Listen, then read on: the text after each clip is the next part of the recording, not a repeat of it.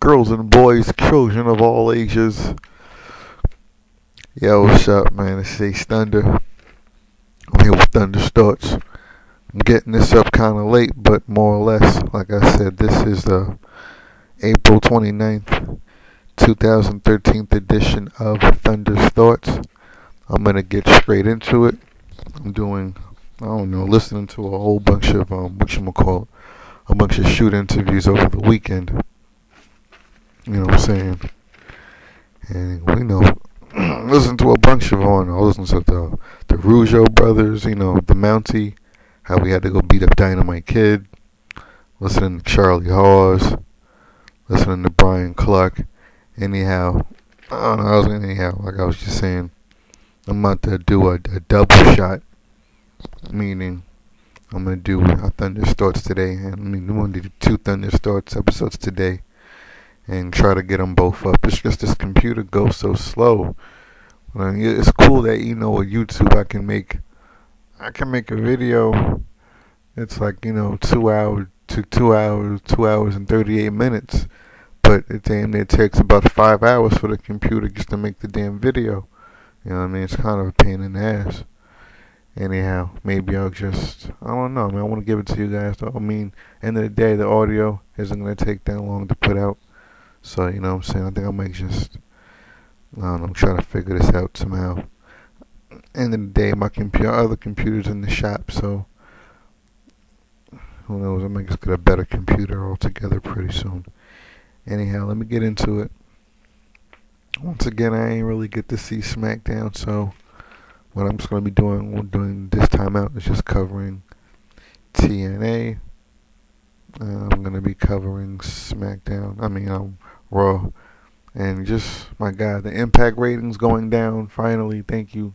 They need to go down. The whole fucking company needs to go in the fucking toilet. Like, you know what I'm saying? It's just ridiculous. All you people that, I'm begging pardon, it's like 6 in the morning. All you people that are just anti-WWE because, your butt hurt about TNA, man. You ought to be fucking, I'm telling you ought to be hunting down Hulk Hogan, tying him up and shit, man. Just keeping him off of television, because how the fuck is this man on television doing this? And then not being a damn riot. I mean, real talk, when pukes. Hulk Hogan's damn near making a sex tape every week on Impact. You know what I'm saying? The way he's screwing Impact Wrestling live on camera. You know what I'm saying? Worse than the love sponge is his wife. I mean, it's terrible. You know what I'm saying? Anyhow, let me get straight into Monday Night Raw. I'm do this Raw. I'm do next week's Raw. A time I had actually went to the store to go get some dinner, or get dinner ready. So when I got back in the house, I had missed the Ricardo Rodriguez Zeb Coulter match. You know what I'm saying? I missed that, but just to speak on that and to see some highlights, it just shows you. You know what I'm saying, that it's for LA. It's kind of cool. Excuse me, to see him go at it like that, it's just wow. It really does show you that Zeb Coulter and Ricardo Rodriguez are really just getting over in their own regard, in their own right. To be getting that kind of TV time, to be opening up Monday Night Raw, definitely interesting.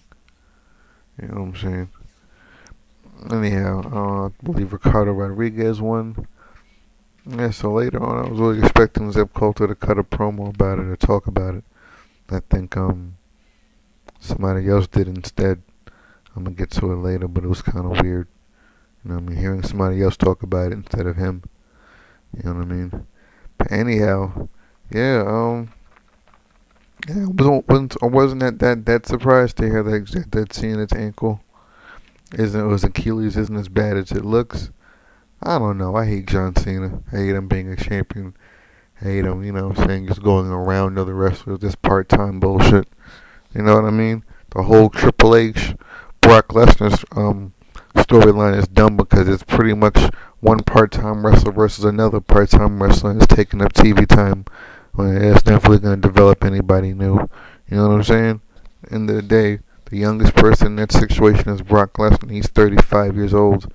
You know what I'm saying? So it doesn't really help. It doesn't really help the future of the company. You know what I'm saying? I mean, Brock Lesnar was the next big thing. You know what I mean? He already, meaning right now, he was a big thing. You know what I'm saying? I mean, he doesn't even talk now. I mean, before, when he came in, it was about, it's so ironic to have Triple H of all people, you know what I'm saying, trying to shut down a guy who initially came into talking about he was going to make it Monday Night Raw starring Brock Lesnar. You know what I'm saying? When it was damn sure was Monday Night Raw starring Triple H. That's why the show sucked. You know what I'm saying? Like, who the fuck? You know what I mean? It's just ironic to have certain people playing certain characters. You know what I'm saying? I'm the ass kisser. Oops.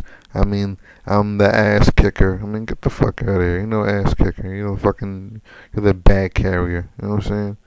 Should like work at a hotel and just bring luggage. You know what I'm saying? Bringing luggage around. The fuck out of here. You know what I'm saying? But I don't know. I was just hoping that it was one of. I was hoping that John Cena would get hurt and have to drop the belt and cry in the ring like Batista or some shit like that. You know what I'm saying? After he was just positioned and damn near handed the fucking, not handed, because yeah, he worked for it, but what the fuck? Everybody on that fucking show works. Everybody, you wouldn't, the real word wouldn't be superstar, it would be fucking worker. Those are all workers. Everybody works. So what the fuck? You know what I'm saying? It's bullshit. And it was funny how they had that Make-A-Wish thing. And, you know, maybe it's because I'm black and whatever, but I'm like, wow, really? They all had.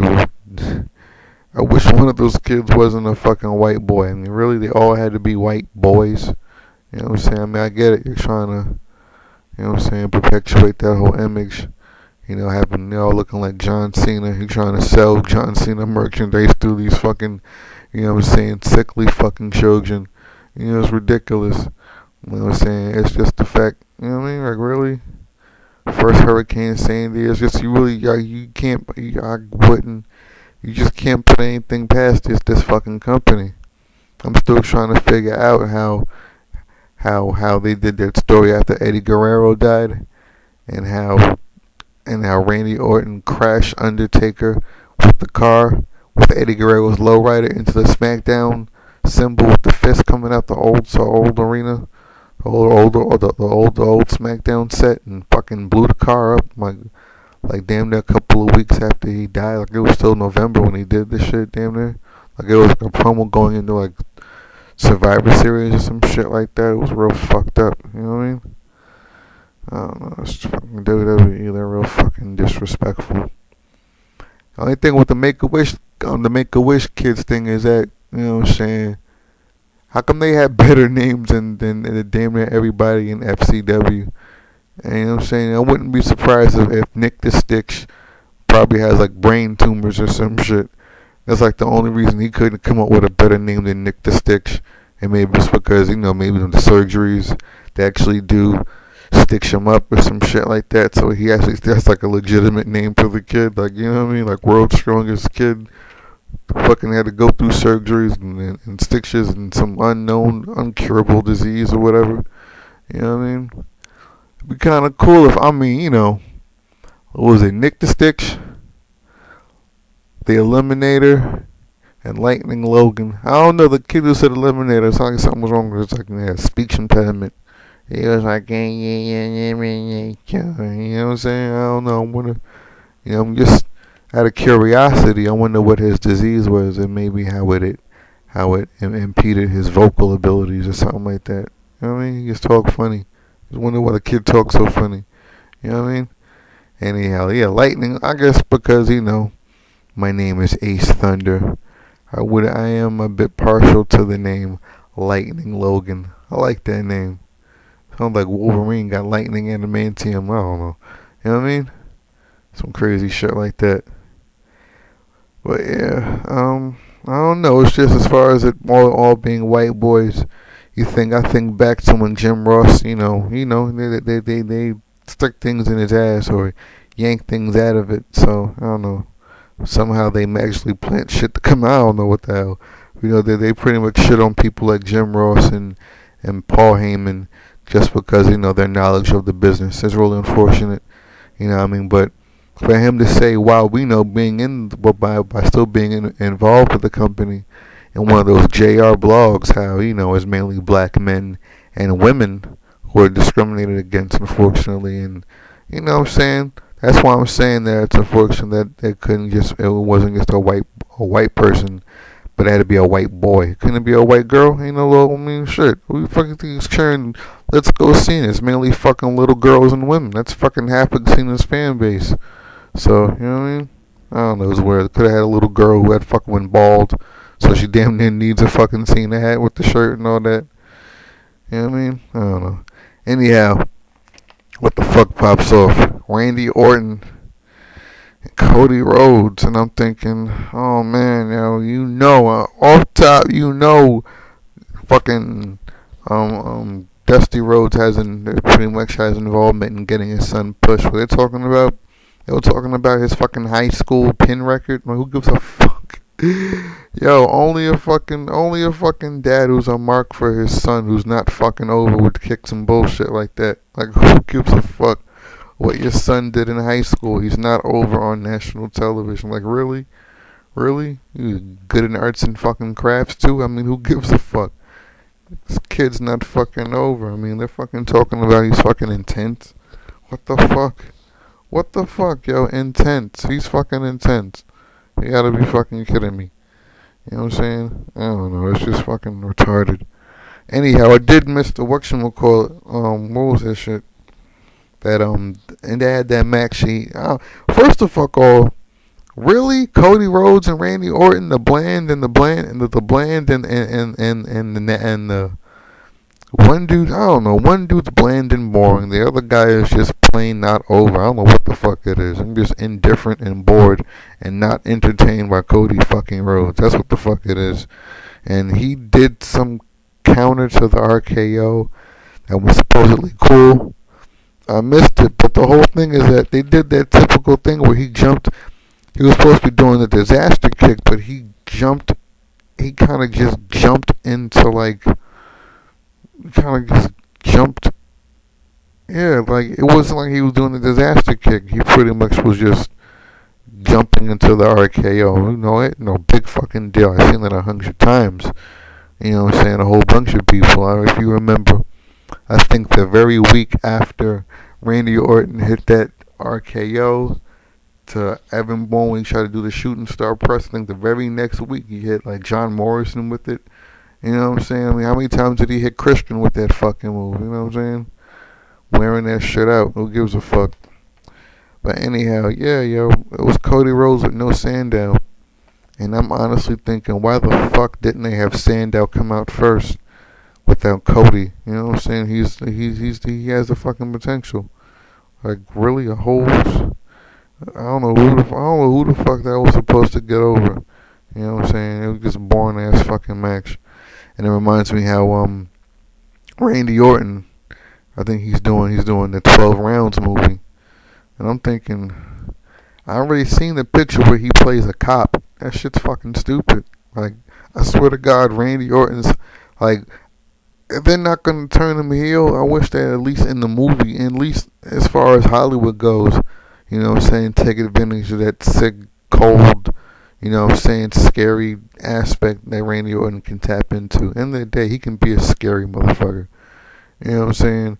Even in the height of him being a fucking face, he was talking some spooky, scary, sick ass, you know what I'm saying? You know what I'm saying? Fucking damn near heel talk. And by the height of him being a face, well, to a degree, you know what I'm saying, would be, just, if anything, maybe a peak, or maybe just one of the last times they really pushed him as a really badass as a face would be WrestleMania 27, when he took out the Nexus.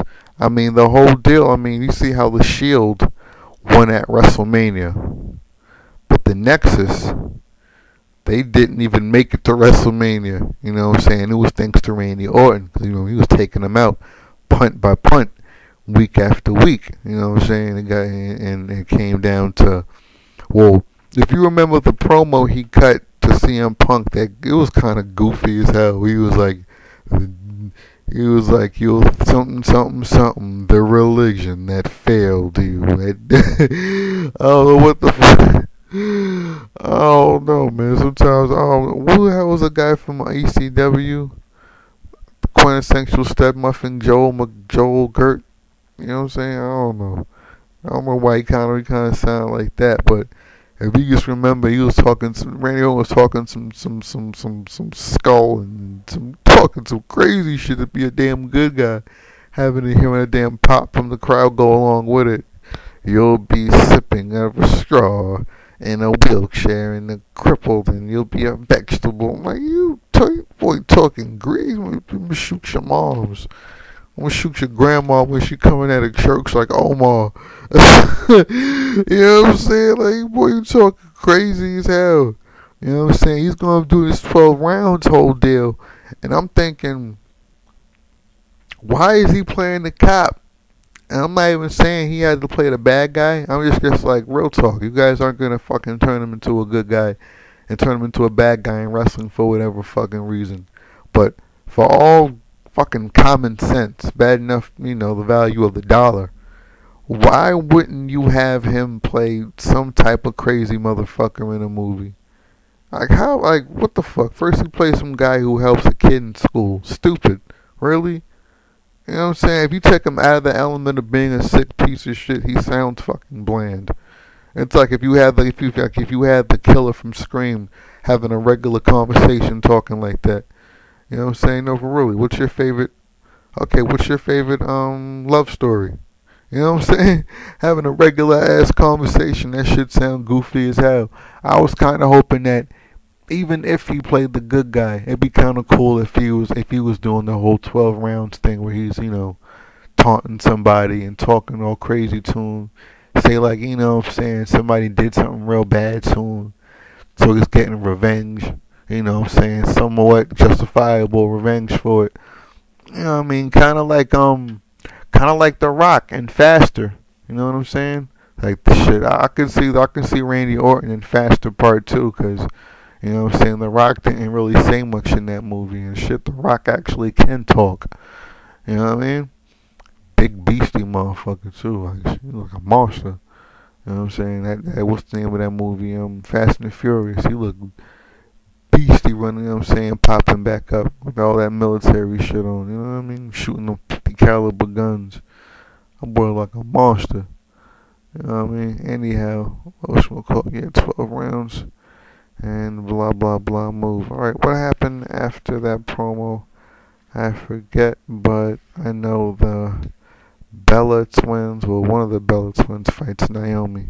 I don't even know which one it is. I guess, like I was saying, every time I see a Bella twin win with some cheap ass roll up, which is how Naomi lost, I think, okay, she's the one that's sucking off Cena. The only thing that kind of threw me off about this shit was that, damn, Naomi didn't even look as bad as Caitlyn did getting her ass whooped.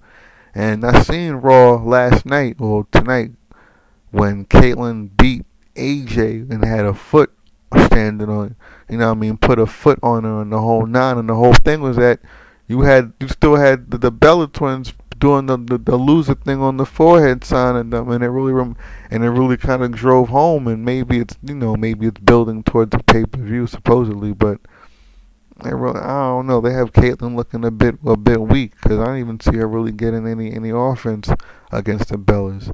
Not any backstage action, because earlier when Caitlyn got that stupid ass text message with the song or whatever the fuck with the boing, I thought her titties were gonna pop out. The boing, somebody's dick got hard.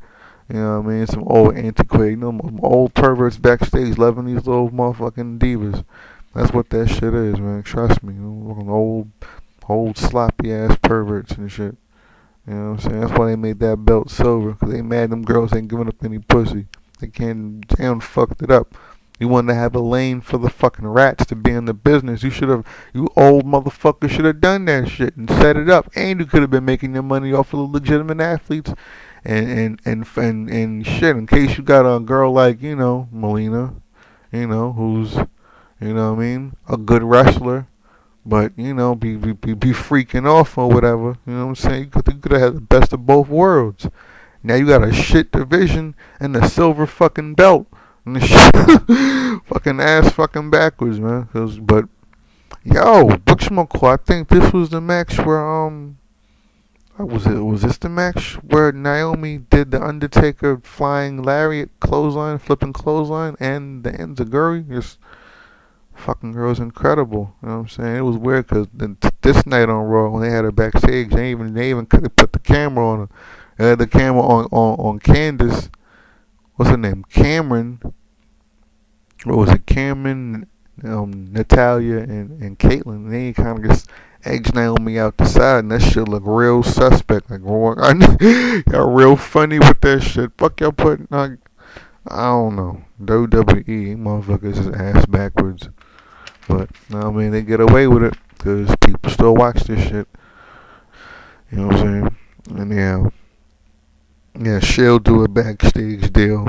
They introduce themselves. I mean, you fucking won at WrestleMania, and you're still introducing yourselves like we don't know who the fuck you are. And I don't know. I'm so sorry. I gotta keep scratching. A little bit tired. My whole deal was that, holy shit. What's his name? Dean Ambrose? Dean Ambrose looks like AJ Styles. The way he has his hair right now, if he shaved off the facial hair, but the way he moves, the way he kind of moves his eyes, and the way he kind of talks, he reminds me of Brian Pillman. You know what I mean? It kind of looks like one of those. It kind of looked like the Brian Pillman promo he cut when Stone Cold snuck up on him and flushed his head down the toilet. You know what I mean? The way the backstage camera work and what have you. You know what I'm saying? But all the same, please, Brian Pillman promo compared to the fucking Sheild. The Sheild, man, that went one fucking dimensional. It's boring. You know what I mean? And that's what fucked me up, yo. Oh, that's right. It wasn't backstage. It was in the ring. I'm reading my notes now. And it was like, that's what fucked me up. It was like, yo, didn't I just beat up the Undertaker? They're flashing back. Oh, they just beat up the Undertaker. And it's like, and you still sound one-dimensional. I don't seem any extra heat, any extra fire. You know what I'm saying? Just tonight watching Mark Henry beat Sheamus with the same belt. You know what I'm saying? It wasn't a belt, it was a kendo stick, I think, that that Del Rio got beat with. But and they're gonna do the same deal right after one guy just did it. I'm hoping at least this time they fucking keep the heat and build off of that shit. Otherwise it's gonna look fucking stupid. You know what I mean? I don't know. Anyhow, yeah, yo, fucking, I just beat up the Undertaker. You know what I mean? That's why the fuck would I watch SmackDown? You know, I do kind of get busy. And I have the internet in the house, but the computer I'm making this thing on can't connect to it, the desktop. But when I get my laptop back from the shop, I'll be able to download whatever the fuck I missed on SmackDown. So I'll really be able to give you a 360 overview of an entire week of wrestling. You know what I'm saying? Break it down for y'all, give it real good. You know what I mean? This one guy just stretch out. I'm not stretching out Raw as much because all I really have this week is just Raw and TNA. And TNA should not even take that much TNA notes because get the fuck out of here. Really? Sting and Matt Morgan for the fucking number one contender. Really? Put it this way. Number one contender match on TNA, after talking about no more handouts, is going to go down to a guy who's obviously kissing Hulk Hogan's ass and Hulk Hogan's friend. What the fuck? You know what I mean? Really? Matt Morgan and Sting. Alright, back to Raw. Anyway. Yo, when 3MB came out, even later on, I think when they're like, oh, the match started. First off, they got to keep that shit consistent.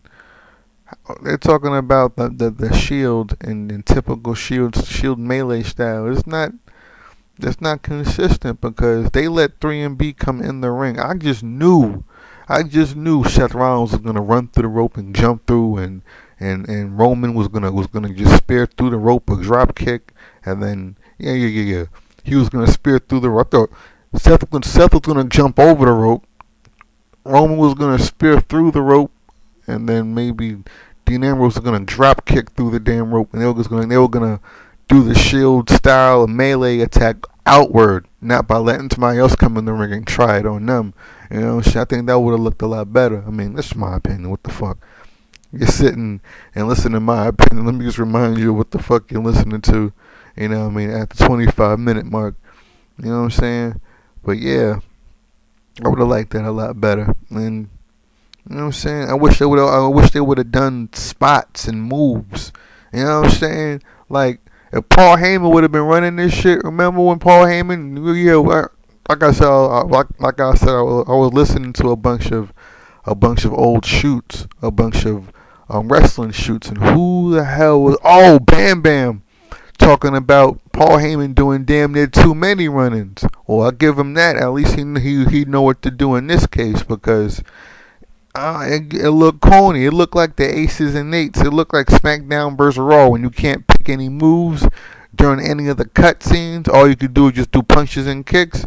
It looked generic. It was just kick, punch, stomp. You know what I'm saying? It looked cheap. It looked generic. It looked forgettable. I damn near forgot that it looked generic as hell.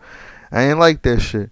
You know what I'm saying? I wish they would have just done their moves. Like now that whatchamacallit has a finishing move, he didn't do it until he broke it. I don't think he broke it out until I think SmackDown versus Kane. But I love that shit. I move hard as hell, man.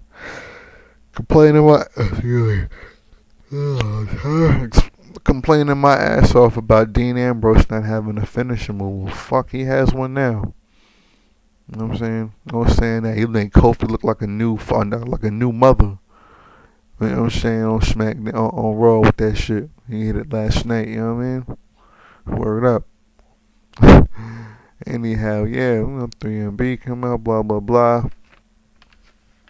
Anyhow, what was the next match? I think Ryback cut some kind of promo. No. Caitlyn and AJ do some kind of... No. I beg your pardon, yeah. Yeah, Ziggler and Kofi Kingston have a match. And, big fucking deal. You know what I'm saying? Kofi and Dolph, they needing it. We've seen this before. You know what I'm saying? And because they're burying Kofi at one... You know what I'm saying? It's different now. It looks stupid because, like... You know what I'm saying? Dolph is a world heavyweight champion, but he's wrestling a guy that gets fucking buried, so why is he even having a close match? It's just so inconsistent, you know what I mean? It's bugged the fuck out. And plus, yeah, like, there's nothing else to take away from it, because we've seen this match before. Put it this way, the only new bumps I noticed during the Kofi Kingston Dolph Ziggler match were on Biggie Langston's face. I mean, what the fuck? His shit look crazy. That boy needs proactive. I mean, he's supposed to be a big tough guy. We can just pop them shits. That's not gonna hurt. Big tough guy. Pop them shits, man. Oh my god, that shit looks gross. It looks like, I don't know what's wrong. Why he eats pizza or what? I don't know what the hell he's eating. Eating salt. I don't know. Grease. Maybe he got to get that funny ass hairstyle using Jerry Crow juice or some shit. He just that shit look crazy. You know what I'm saying? So yeah, look at this shit. So Caitlyn gets a present backstage. I don't know what the fuck. I don't know. I'm thinking she's supposed to be facing AJ, and I'm thinking, wow. I wonder if they're gonna have a title change with the roll-up pin. Like, how fucked up would that be? They actually roll somebody up and there's a title fucking change for the Divas title with that fucking roll-up bullshit. Like, what is AJ's finish? Well, I think she does have one. I just forgot it because, like I said, they be rolling up and doing cheap shit. And what did Brad Maddox... He said some really creepy shit. I think it was something really awkward that he said during when he comes up during that Caitlyn AJ backstage dealing. Anyhow, Ryback with that still. I think this is what he explained the thing. Oh no, he was doing something backstage. I don't remember. I don't give a fuck. I just remember how I'm thinking. why the fuck does Ryback breathe so hard now when it seems like they kind of took away him being all intense and he's more psycho? You know what I'm saying? He damn near sounds like Goldberg trying to talk like Jake the Snake Roberts mixed with Zeus, seeing how Zeus doesn't really talk, he just breathes really hard. He had the bald head, you know what I mean? Instead of having the Z, cut into, with the haircut, he's wearing the knit hat, you know what I mean? Rated R fucking Ryback star, I don't know what the fuck. But anyhow, yeah. I don't know, they got right. He's breathing all hard, but he doesn't even talk as much. Like, when he's like, he doesn't even say, like, feed me more as much, as intense. I knew it was going downhill the first time I heard him say, wake up. And he's like, wake up. He's like, wake up. He's like, you know what I mean? He's going, wake up. Like anything, I don't know. That's a funny example. But, what the fuck happened to Ryback? They just have him less intense, and good or bad, I thought his intensity was supposed to be what gets him over. Now he just looks big. You know what I mean? And I didn't even noticed that he was big. I just noticed him being, I was too busy noticing him being a fucking monster. And him just being big. You know what I mean? I don't know, it's weird. And I don't know, surprised they didn't do something like, do you smell what Domino's is cooking? You know what I mean? I know you could smell that shit in the arena. Shit. I was cooking dinner when that came up, so I'm thinking, I'm getting hungry right now thinking about that damn pizza. You know what I'm saying? Oh, what else happened? Swagger versus... I was surprised they had Zack Ryder with his fucking retarded looking hair. I heard online that he's going to be doing a gimmick change maybe, but it seems more like it's going to be Antonio Cesaro doing a gimmick change, because the way he beat the shit out of Zack Ryder this week, and he's talking some different shit, like, the fuck was he saying? He was talking some old I'm serious and whatever. How the fuck you serious when you yodel? I don't know, it's weird. It's just booking this shit really fucking ass backwards. You know what I'm saying? Anyhow, and what happened to Ryback, to Zack Ryder's hair? You see that shit? That shit looks weird as a motherfucker. That look weird. I don't know. You know what I'm saying? Anyhow, I don't know how they booking this shit. How these people be getting over? Like, if anything, you figure they turn Zack Ryder heel with a fucking haircut like that, because how you not supposed to boo him? Looking like a fucking moron. You know what I'm saying? The show is just asphalt. I don't know, man. It's just, I don't know how people watch this shit. I mean, it's L because I'm watching Impact just to stay up on Aces and 0.9. Actually, no, really 0.9 this week. You know what I'm saying? It's going to be worse. It's going to get worse because they're really not going to, like, you really don't even have Jeff Hardy on TV. I'm not the biggest Jeff Hardy fan, but it's like booking 101. It's like, you know what I'm saying? If you play SmackDown vs. Raw, and you got the fucking GM mode, and you got a guy with a good overall, you know what I'm saying? Are you not going to, you know what I mean? You need competition, because I swear after you win them the award, you don't care anymore. That's when you can book whatever you want, and I swear that's pretty much what these guys are fucking doing. And, I mean, even WWE-wise, I'm not saying that, booking is as easy as playing story designer mode. You know what I'm saying? But it just seems like these people are so ass fucking backwards with it. They fuck up shit in such a major, obvious way where it's like, you know what I mean? It's like, could they fuck up story designer mode on SmackDown vs. Raw? Could they do that? You know what I'm saying? Could they actually fuck up a video game doing this shit? Like, what the hell? It's ridiculous. You know what I'm saying? It's really just frustrating to watch this shit as a fan because I want to enjoy it. I don't want to fucking, like, I really want to be here and bitch and complain. I hate listening to myself like, oh my god. I make wrestling sound so fucking shitty.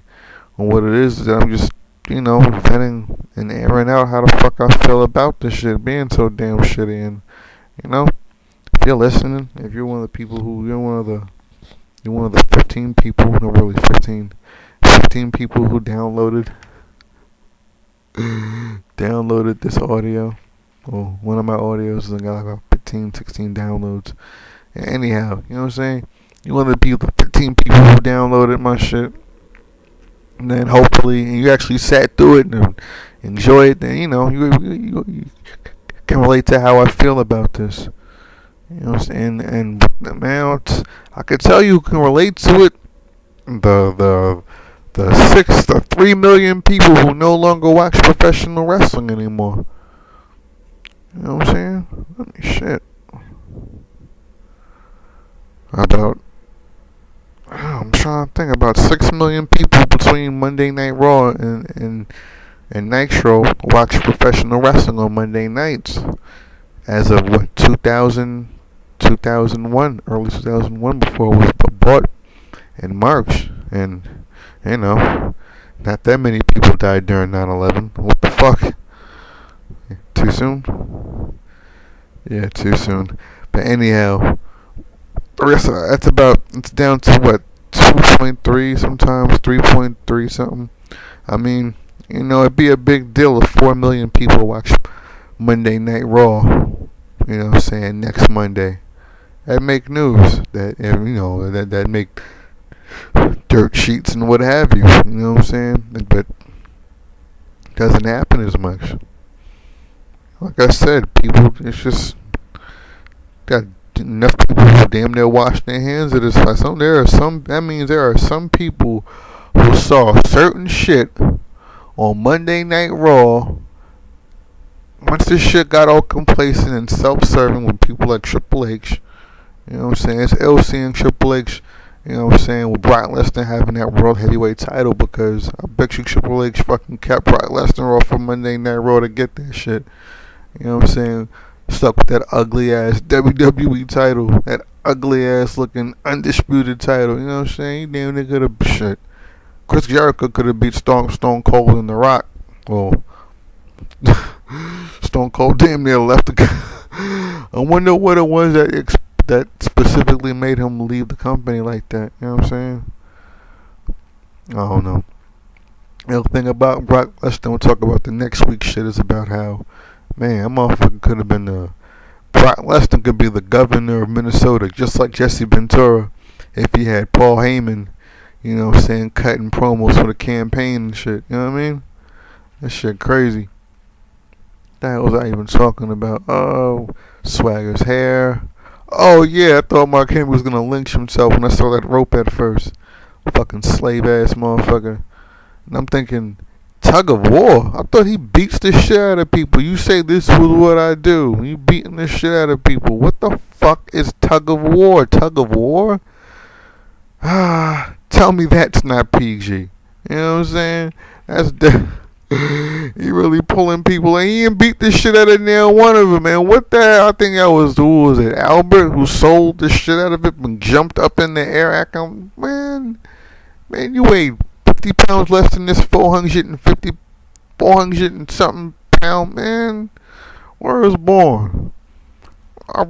Man, Mark Henry 420 means I guess ate you with gravy. You know what I'm saying? Boy, eat you. Boy, weighs about 420 pounds. So I don't know what, I mean, PG is one thing, G-rated, you know what I mean? It's just stupid. You know what I mean? And, yeah, in this case, I really do miss the jovial, not the not so jovial Sheamus, because he's a bit too, he's kind of turning into John Cena a bit, where it's like, repetitive, bland, the kids love him, and he's just a bit too fucking jolly about getting his ass whipped all the fucking time, or in a particular angle. You know what I'm saying? Like, I'm waiting for Sheamus to get so mad he does a motherfucker like the way he did Jamie Noble. You know what I'm saying? The way he bitched him out. That shit was fucking funny as I ain't never seen nobody abuse a nigga like that before. You know what I'm saying? Kayfabe, of course. You know, I'm not a fucking mark, but you know what I'm saying? This shit was it was a good spot. It was some good storytelling, quote unquote, in that fucking whole deal right there. But I tell you what, when he was Sheamus came out and he did that whole tug of war thing with him, I just knew I think pretty much anybody would have called the bro kick. You know what I'm saying? If anything, that's specifically how.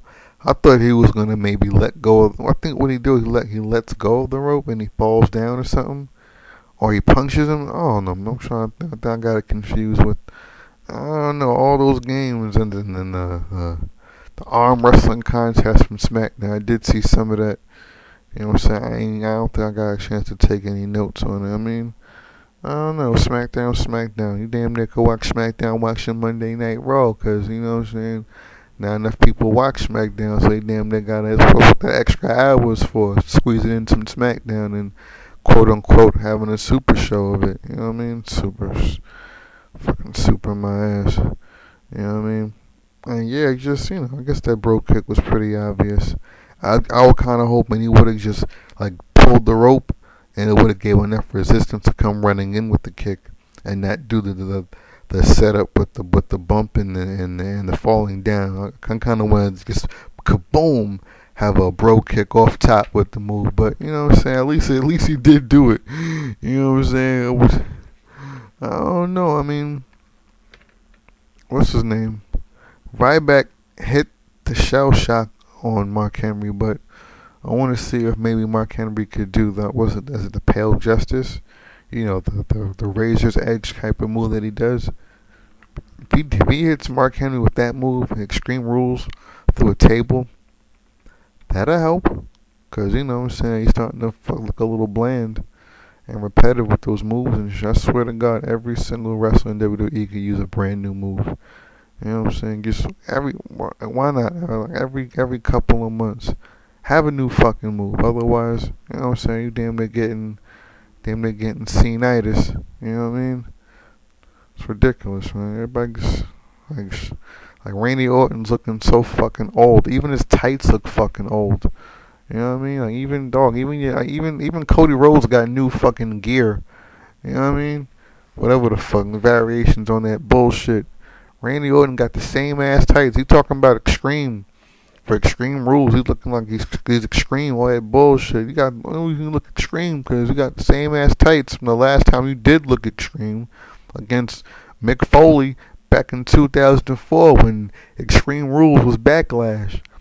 I think he put him through the thumbtacks and all that crazy shit. You know what I mean? And he had the same ass old tights back then. Like, you know what I'm saying? They need to update Randy Orton. That was damn near. I know Randy Orton had the same tights he had when he beat. The same style tights he had when he beat Chris Benoit at SummerSlam.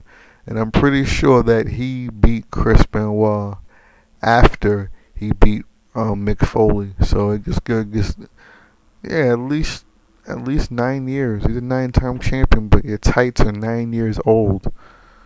New shit, man. New shit. As a matter of fact, speaking of old and new, you remember how I'm gonna get back to Randy Orton in a minute. But I'm looking at what's his name? JBL. I don't know if you guys get into comic books like I do, but if you remember the Spider-Man cartoon from 1994 with Christopher Daniel Barnes and the one that used to come on Fox, Spider-Bug, radioactive Spider-Bug, and the voice of Spider-Man was Greg Brady from the Brady Bunch movie. You know what I'm saying? I was bugging out because I'm thinking if you heard me before, I was saying how JBL looks like Tosh .0. Well, I was thinking how JBL in the suit and Tosh .0 in them goofy ass old cashmere shirts that kind of look like Norman Osborn and Harry Osborn. You know what I'm saying? Especially JBL with the suit looking like Norman Osborn. You know what I'm saying? Coming out of an Oscorp meeting or what have you. You know what I'm saying? And pretty much Daniel Tosh looking like he still goes to Empire State University or whatever. You know what I'm saying? Well, while I was thinking that, I saw Daniel Bryan backstage, and I'm thinking how Speaking of Randy Orton looking old, his shit looking old. You remember when he had the facial hair and he had the goofy ass smile? Didn't he look like Al Bundy? You know what I'm saying? With that crazy ass. You know what I'm saying? Like Al Bundy at the nudie bar. You know what I'm saying? And how Daniel Bryan damn near looks like, as far as father and son goes, Randy Orton and Daniel Bryan look like Al Bundy and Bud Bundy. You know what I'm saying? I don't know. I was just peeping that shit. Like, if anything, maybe I just put a picture up. You know what I mean? You can see it for yourself. I know I'm about to do that sooner or later. I'm just getting this thing up and running. It's kind of a hassle. Kind of getting the format down and really getting a chance to get online. Like, man, I already found one website to put my joint on. And one dude's up on there kind of harassing me. Like, it's not for YouTube. This isn't for YouTube. This is for you. Like, shut up. I ain't going to say shut up. But I ain't like he was all, flooding my comments and all tagging. Like, I don't like that. Stalking me, waiting for me to post to be all up under me. And more, man, trying to post comments for attention and recognition for no reason. I'm like, bro, relax. Come to find out, there's another. I put it in a site called General Wrestling Talk. And General, what the fuck, man? It's a 46-minute of me talking about wrestling. And come to find out, there's another guy in the section called My Thoughts. And the fuck, man, I've been doing Thunder Starts. Well, I started Thunder Starts back around, 2010, 2011. You know what I'm saying? Anybody, you know what I'm saying? So I'm thinking, like, I don't know. But anyhow, that's one of many sites I'll be able to get on once I get my damn laptop back. I pretty much set up the counts already. So all I got to do is just, you know what I'm saying, when I post a video, lay out like a nice template to just put on all the different sites.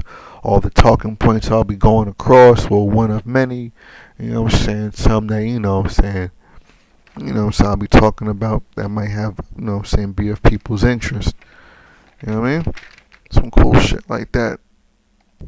Well, anyhow, another match they had that, wasn't worth the commercial break was that Cesaro and Del Rio match. And I don't know, like Del Rio, I don't know. I've seen all his moves already. Like I said last week, she needs to have some kind of new entrance. You know what I mean? Because if anything, his new entrance is the fact that Del Rio, that Ricardo introduces him. The only problem is that Ricardo's damn near getting more heat. And they really need to do something where, like, he comes out to, like, some kind of festival or something like that. You know what I mean? Especially with Cinco de Mayo. He should have came out with some crazy shit going on. I think they blew an opportunity. They're supposed to be making him the big fat face of SmackDown, or one of them. You know what I'm saying? And yeah, he isn't doing any new shit. The Inziguris, you know what I mean? You watching the Del Rio match. You know what I'm saying? You already know you're going to be seeing some Inziguris. You know what I'm saying? 2 mean Inziguris. You know what I'm saying? Maybe one to the arm or whatever the fuck. You know what I mean? And Cesaro, if you're lucky, it'd be pretty cool to see him, you know what I'm saying, do some new kind of spot. Some Cesaro. I like that superplex he did. I mean, if anything, Del Rio this week hit that inverted reverse suplex off the top rope on Ziggler. He needed to do that shit. I mean, bottom line, Cesaro with no Oksana is like Del Rio with no car. You know what I'm saying? It's kind of funny seeing them paired up, seeing how, Del Rio just turned face and all that shit. And yeah, I'm telling you, they need to. That's weird because Cesaro's all serious and whatever the fuck from now on, but I doubt it. It looked weird seeing him brag about, he's only done this and only done that. He kind of sounds like Dolph Ziggler talking about being the best thing going in wrestling. The NWO used to say that shit, but they used to say that beating the shit out of everybody. And Dolph Ziggler, if anything, he's on the ESPN list, like the top, like the 3rd week in a row for like top athletes or something like that. And it's pretty cool, and they finally recognize him as a talent. But that's the whole thing. We recognize him as a talent, but it seems as if the company does not, and they're barely pushing him as one. You know what I'm saying? You see him on here now. He's barely. You barely really see him get over in the situation. I mean, putting him up against Kofi doesn't mean shit, because Kofi, You know what I mean? What the fuck is he as a champion? He fucking lost on whatchamacallit, and they was holding the fucking belt up to him. Just reminded me he didn't mean dog shit or his fucking belt. It's fucking ridiculous. You know what I'm saying? Anyhow, let's see what else comes up. Yeah, Del Rio needs either a new car or a new fucking something. I don't know what the hell. Anyhow, what was it? Sheild versus John Cena. And I'm telling you, I hope John Cena gets fucking hurt somehow. Just drop the belt. And, you know what I mean? Just have them just force WWE to step their shit up. If John Cena got hurt with CM Punk out of action, with CM Punk time off and probably not wanting to carry the belt anytime soon, I'm hoping it really does leave the lane for just a new person, because they're damn near running out of the same olds to go to. Remember when they had that Money in the Bank? I think it was Money in the Bank or the Royal Rumble, when like either towards the end of the Rumble it was people who already won the Rumble or people who are already champions, or I think the Money in the Bank was like a Money in the Bank with like all former champions, and that was fucking dumb. I didn't like that shit. That was fucking stupid. You know what I mean? It's just that now they're damn near in a situation where besides John Cena, they have no fucking choice but to build the damn future. So I kind of hope John Cena gets hurt so he can get the fuck out of the way. You know what I'm saying? And yeah, with so many injuries, I'm telling you, like, you know what I mean? John Cena's all surgically repaired and what have you. I mean, he said tonight on SmackDown, on Raw, how he hasn't been 100% since 2002. You know what I mean? So it's not even about him being 100%, about him just being, functional. You know what I mean? Like a used car with a dent, but the engine's fucking reliable. You can get to work on that shit. Oil changes and all that shit. Anyhow, what happened? Yeah, so I didn't like how the 6-man started the same way as the 3MB fight. You know what I mean? I don't know. I want to see more of an element of surprise with the Sheild. It's kind of cool to see them beat up Daniel Bryan, but I want to see them just, kind of ill, because I don't think we've seen them walk down the ramp yet. I don't think they even beat up somebody and chased them up the damn ramp yet, so it'd be kind of cool. Excuse me. It'd be kind of cool to see them come up with a new way to go into attack mode on the motherfucker. You know what I mean? Anyhow, I think that's it for Monday Night Raw. What I want to do... Yeah, okay. Let me finish up. Yeah, this match, there wasn't anything new in this match. It was pretty much the spear and the triple powerbomb. That's it. We've seen that already. You know what I mean? At least this week now, we have Dean Ambrose doing that finishing move. But I'm telling you, I'm hoping they have Seth Rollins do the same, and they have the Sheild have a new way of getting themselves over. You know what I'm saying? Otherwise, it's looking like the same old bullshit. You know what I mean? Besides that, I don't know. I'm looking up a future for them. Let me see. How did Raw go off? I think that was it. Some little shababble in the end. Ryback comes out.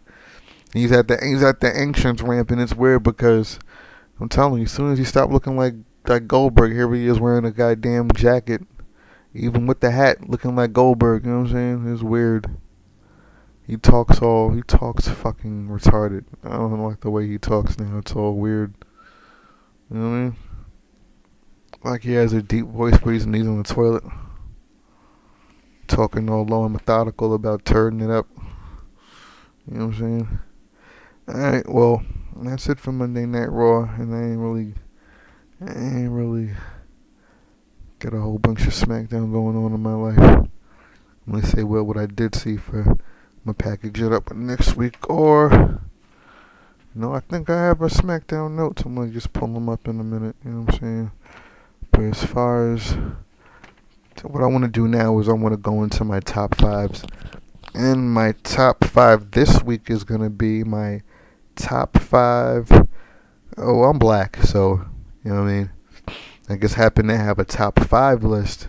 And I also just happen to, if you see on this channel, you might see the video I did with the Locks. The rap group The Locks, or the rap label D-Block. You know what I'm saying? Jadakiss, Styles P, and Sheik Lukes. And you might hear the rapper Jadakiss refer to himself as the top 5 rapper dead or alive. Well, what this list here is not really is I wrote top 5 dead or alive, but what it is a top 5 list of my personal.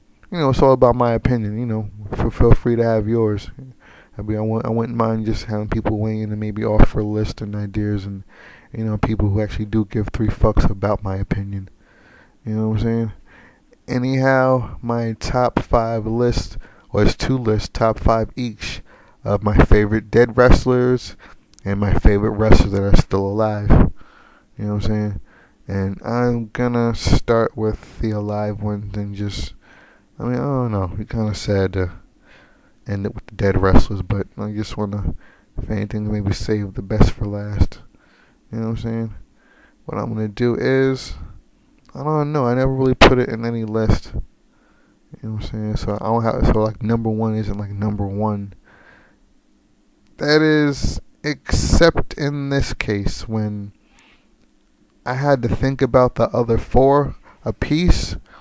But favorite dead wrestler, favorite wrestler alive, I knew those right off the top of my head. But I had to sit down and really break down the other ones. So alright. Without further ado, I'm going to start with number 5 on my top living wrestler list. And that, honestly, put it this way. Number 1s are in the number 1 order. But numbers 2 through 5 aren't in any particular order. Maybe the number... I think this one might be actually in proper order. Believe it or not. Anyway, number 5 is a wrestler from Japan, because American wrestlers fans are taught to not have one fucking clue about wrestling from wrestlers from Japan. I remember hearing a wrestler on this list mention a Japanese wrestler named Marufuji. I have no idea who that is. You know what I'm saying? Even that Dragon Gate. I don't know. That Dragon Gate. I don't know if that's. It seems like it's another indie promotion because they do a lot of that flying and flipping around shit. That's the very first, probably the only time I ever seen that wrestler Soldier Ant do that spot where with the hand grenade. You know what I'm saying? It's fucking hilarious. I don't know if you can get away with that shit in WWE, even with the Cobra, whatever the goofy shit they fucking do on there. Anyhow, number 5 alive is Masato Tanaka. If you guys remember him, he's that Japanese wrestler who always had all those matches with Mike Awesome in ECW, or also in FMW, Frontier Martial Arts Wrestling. You know what I'm saying? They really kind of have that. If you ever played any of those wrestling games from Japan, they damn niggas have MMA guys. They kind of have more of a, I don't know if it's a recognition or they just have more of an acknowledgement, you know what I mean? More of an appreciation for, mixed martial arts, right along with or as much as with professional wrestling. As a matter of fact, if I can just get in real quick, I'm a big fan of No Mercy. I love No Mercy. SmackDown vs. Raw, they got a bit complacent. The last 3 games have actually been quite playable. You know what I'm saying? I actually haven't played 13. Let me stop playing. 13, I heard that you can make a created signature move as well as a finisher move. The only thing I'm worrying about is if you can finally slam somebody through a table or, on a steel chair, on steel steps. You know what I'm saying? With a custom move that's a slam, not just, off the top rope kind of thing. Aside from that, I'm really looking forward to the first chance when I can get my poor ass in Xbox and get the latest game. But anyhow, the game that I just got myself into that's from Japan, that American fans would know about, it's a game called Fire Pro Wrestling. And Fire Pro Wrestling is really difficult to play because of the controls and the grapple system. Really kind of difficult. I still can't play that game on like level 5 or 6. I'm getting my black ass kicked up and down the screen. Really frustrating. But what's interesting about this game is that it's pretty cool. And it's like I said, it's like a Japanese game. It's kind of like I think the people who made Day of Reckoning, have a Japanese game. Like, people who always want to know whatever happened to Day of Reckoning Part 3, why they didn't make one. Same people want to know why, I guess Backlash was going to be called Backlash. The next No Mercy game for 64 would have been called Backlash. Anyhow, yeah, for those same people. Well, the thing is that I used to play my videos, these Thunder Starts videos, live on Justin.tv. You know what I'm saying? And on there, I used to see people doing the same thing they do with the online e-feds for SmackDown vs. Raw and what have you. They'll make the custom character, you email it up or what have you, or send in the formula, and you'd have somebody, play, simulate your wrestler versus another wrestler. You know what I'm saying? It's kind of cool. But people are doing that exact same thing with Fire Pro Wrestling. You know what I'm saying? I think it was a RCFW, I think they were called. I remember them having beef with my homeboy, Ant the Gamer. I remember Ant the Gamer cursed me out because I don't know, he loves SmackDown vs. Raw a bit too much. He's cursing people out over it. He damn near cursed me out because I said something about the way the replay looked, how it looked different from the No Mercy one, how it doesn't show the different camera angles. The No Mercy replay looks like a Jean-Claude Van Damme movie. You know what I'm saying? It's like boom, boom, boom, boom. You know what I'm saying? Well, anyway, I had to hold up the paper because usually I'll just go off topic and won't be able to get back on. But at the end of the day, like I was saying, Masato Tanaka, I believe it's called the Enforcer in Japan. And I got me one of those FMW DVDs, and I seen him wrestle with Wing Kanemaru, Team No Respect, you know what I mean, Mr. Danger, Matsu Sagi, some shit like that, some badass motherfucker. Yo, they wrestle their fucking balls out, you know what I mean. If I had a number 6, it would probably be, on this list, it would probably be Megumi Kudo. Megumi Kudo is a Japanese female wrestler. She's like fucking Bret Hart over there or some shit, you know what I mean, with the pink and the hero and the being a hero of the country and shit like that. She is fucking hardcore, you know what I mean. It's like Trish Stratus, but oh my god, we're doing like Awesome Kong shit, because you know what I mean, she damn near wrestled some of those people. Like, if you look up, say Megumi Kudo, Megumi, last name Kudo, kind of like I think Conan or some Jimmy Kudo from Case Closed. I don't know if you guys are anime and what have you, but look up Megumi Kudo, FMW, some of those. She's in a barbed wire exploding death match. You know what I'm saying? Incredible. Japanese wrestling. It's a shame. Like, please. And don't think WWE doesn't recognize it, because when they had the WWF women's title, the one that Alundra Blaze or Medusa threw in the garbage can, in the trash can, she dropped that belt to a female Japanese wrestler in Japan named Bull Nakano. You know what I'm saying? For those that don't know, those are like, duh, I already know. You know what I'm saying? My wrestling nerds. I don't mean to be insulting y'all intelligence, but I'm trying to educate some folk on this. You know what I'm saying? And Masato Tanaka, are you kidding me? Go, dude, please, man. You know how, remember when they were going to make the WWE network and they damn near shut down all the YouTube shit with the wrestling, because, you know what I'm saying, they damn near shut down the streams, the wrestling streams they used to have on whatchamacallit, on Justin.tv, the 24-hour Attitude Era, where it played every Attitude Era episode, every SmackDown, every Raw, in order, every Thunder, every Nitro, every WCW pay-per-view, every single one in order. It was like from like 98 all the way, and it plays 24 hours a day. You could literally just, oh my God, I used to just sleep to that shit. You know what I'm saying? I used to just put that on and just, I sleep like a baby. You know what I'm saying? To get non-stop Attitude Era wrestling. Had a little chat room. You could talk to other people. It was really cool. You know what I mean? Anyhow, yeah, man, Magoo, please, man. That's what's so fucking retarded about, if anything, the Attitude Era story mode in WWE 13, based on the fact that it's only about WWF in the Attitude Era, when of all people, Paul Heyman wrote the storyline for the Attitude Era in the WWE 13 game. He, of all people, you know what I'm saying, talking about being the first casualty in the WCW versus WWE war, being ECW. seeing how, all their talent was rated and their ideas. And, you know what I'm saying, to hear Brock Lesnar tonight or last night on Raw talk about he was extreme in DX is just, ooh. Boy, I got the DVD. I got him saying Vince McMahon bit off of what the fuck they did by making up for it, by being vulgar. You know what I'm saying? It's like, and how, it don't get more pussy than that. We made up for being badass by talking a lot of shit. Are you fucking kidding me? You know what I'm saying? They literally said that shit as a, you know what I mean? If you get your hands on, I think it's Hardcore History. A Hardcore History DVD for those, you know what I'm saying, who actually get a chance to contribute any of these comments or any of these wrestling blogs I'm posting my Thunder Starts on. If you remember when Terry Taylor said that WWF even changed their logo to be like, to rip off the ECW. You know what I'm saying? Real talk, man. Telling you, man, the shit. That's why you can't even fuck with the 24/7 on demand shit, because they done dubbed over all the music.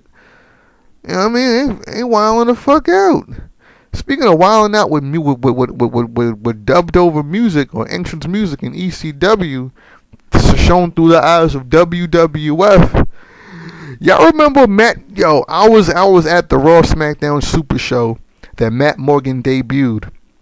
The one where Vince announced the draft and Jim Ross wrestled Triple H in the main event, and whatchamacallit, King tried to help, and Batista was the champion. And that was the night that Matt Morgan debuted. And I think I was like so bugged out seeing this big monster motherfucker debut. But it was ill because, remember, he had the menu music from the ECW Rise and Fall theme. What the fuck was that? What kind of fucking... I'm telling you, whatchamacallit said it, Joey Numbers. It's the booking. The fucking booking is retarded. Why the fuck? First, I can't even get to this week's Monday Night Raw. But how the fuck? Why the fuck you're gonna have Cesaro yodel, look ridiculous, have to drop the belt, switch up, talking about I'm so serious, I'm so above you. You could tell with my track record where I'm jobbing the fuck out that I'm too serious for this shit. And then have Damian Sandow sing to the fucking ring when his gimmick is being too fucking serious. I wanted him to speak in Latin what the fuck he was gonna fucking do to Randy Orton when he got to the ring. He fucking did a fucking a mixtape remix of the fucking I Hear Voices. This some bullshit. How about I see bullshit? I mean, I don't know who wasted more money this fucking year. Ordering WrestleMania with a dead crowd, or people who ordered that Mayweather fight watching Mayweather get paid to run around the fucking ring. If he didn't look so fucking impressive, dipping and dodging and not fucking fighting, you almost forget he looks almost like a hurt boxer who got dropped. He fights like he got dropped and he's running around the ring on his bike because he's trying to get his fucking bearings back. What a fucking shitty... Yo, what the fuck is that? Man, I'm telling you. Just because Floyd Mayweather's doing wheelies, he's still on his damn bike. You know what I'm saying? Don't forget that shit. Anyhow, yeah, Masato Tanaka, man. His ECW... Only problem with Masato Tanaka is that, you know, when he's in America, he jobs out. When he's in Japan, he wins. But nobody in America watches this shit unless you find the DVD. Where the fuck can you order? Could you have ordered FMW on a pay-per-view event in America with regular-ass Time Warner cable back in 1994? You know what I'm saying? I don't know how you was even going to get your hands on that shit. You had better off buying Kung Fu flicks from, you know what I'm saying, from the bootleg man. You know what I mean? You know what I'm saying? For real. Man, he was, I'm telling you, incredible ass wrestler. You know what I mean? It was crazy because when he wrestled Mike Awesome, when he loses, wait up. I think he wins one year and loses the next year. No, I think he did lose. At the one night stand, Joey Styles is too busy shitting on Mike Awesome for being a fucked up person when, motherfucker, how the fuck you can't pay your champ? Like I said, Paul Heyman You've been on TV this fucking long. You're in the WWE office. I hope you paid back the people from ECW who you owe money. Speaking of ECW and owing money, what the fuck? And anyway, number 4 is John Morrison, former, I guess you can call ECW champion. You know what I mean? Crazy as fuck. Remember when John Morrison was doing all those Spider-Man moves and the whole? Imagine if he would have been doing that. Imagine John Morrison that could talk did the Spider-Man Incredible at the pay-per-view. Shit, you got your money. If you're a John Morrison fan and you tuned in because you want to go, what the fuck is he going to do tonight? What's he going to climb up tonight? Or flip over or whatever the fuck. You know what I mean? He got up some real incredible shit, man. If anything, I was mad when he stopped doing that capoeira kind of flip leg drop. It was a leg drop, but he kind of spun around and flipped over and kind of to do it. Remember that shit? I'm trying to describe that shit. Kind of flipped like a break dance capoeira kind of thing. You know what I'm saying? Kind of spiral leg drop kind of thing. It was real fucking cool. You know what I mean? Oh my God. He's one of those wrestlers that, you know what I mean? You ain't gotta worry about whether you can talk if you playing SmackDown versus Raw. Ain't no fucking talking on there. Like, I wish they do some shit where they had like a text, like a text speak. So when you put words in the story designer, you could have it so somebody said something somehow, some way. You know what I mean? You know what I mean? So somebody could talk in that shit. You know what I mean? That'd be fucking cool. Like a narrator, or at least have, you know what I'm saying? At least have it where if they had a tech speak, it might as well have one, because if you remember the very first SmackDown, not SmackDown vs. Raw, but SmackDown for PlayStation 2 with Taz and Michael Cole, how funny the commentary was. I made a wrestler named Dragon, you know what I'm saying? And when he comment, he'd be like, that was a nice move from Dragon. Yeah. That shit was funny as hell, yo. But yo, for John Morrison, he's one of those wrestlers. I don't know if you guys use the custom designer mode to make new moves for the actual wrestlers. I do that shit all the time. You know what I mean? Oh, I got all kind of cool ass moves. I'm trying to think offhand, 'cause I still got some of them saved on the hard drive. But you know what I'm saying? The fuck, I had some shit for. I had some cool ass move for John Morrison. I'm trying to remember the name of that shit. Damn. Oh, the door salt. 'Cause you know John Morrison from the Doors, and it's actually an inverted 450 splash. You know what I mean? He's jumped up like he's about to do a backflip or a moonsault or you know what I'm saying, something like that. But he does a 450 jumping backward. It looks really fucking cool. I'm gonna try to get that shit online when I get that capture. I know how to work fraps like a motherfucker. You know what I mean? You might see like the yellow, the numbers in the corner, the red numbers in the corner and shit like that. You know what I'm saying? I know how to work that fraps, but I can't use a capture device worth a motherfucker. You know what I'm saying? And yeah, John Morrison, yeah, the doors. You know what I mean? I had to think about that shit. I was thinking about it all live on trying to buy time, trying to think about it live on here talking to y'all. But yeah, yo, he's one of them, telling you, man. He one of them dudes, you where's born, yo. He make a move for the motherfucker in the damn game. You know what I'm saying? New superstar threads and all that, man. I love me some John Morrison. Unfortunately, oh yeah, imagine John Morrison did all that, did the Spider-Man shit, and knew how to talk. No, he knew how to talk, did the Spider-Man shit from the gate. As soon, you know what I mean? The first night he had the new slow down pyrotechnics. The same night he bust out with some parkour technical, you know what I'm saying? Parkour shit going on. You know what I'm saying? Imagine if he left Melina. Imagine if he, you know what I'm saying? Where is born, yo? I'm watching The Voice of all things, and Shakira was helping. It was helping some new, really actually talented motherfucker, yo, some white kid, real talented voice, sing "Imagine" by Paul McCartney. And I guess because I was thinking about, you know, this being the top 5, you know what I'm saying, inspired by Jadakiss. I'm thinking of why, you know what I'm saying? Where was born? Why Bush knocked down them towers? You know what I mean? Now, I'm thinking of why. I'm thinking of Imagine. And yeah, I'd be fucking fly as hell, man. Like John Morrison, who didn't have whatever he had working against him, but just simply had the talent that he did bring to that damn table. He even admitted that, he needed to be better on the mic.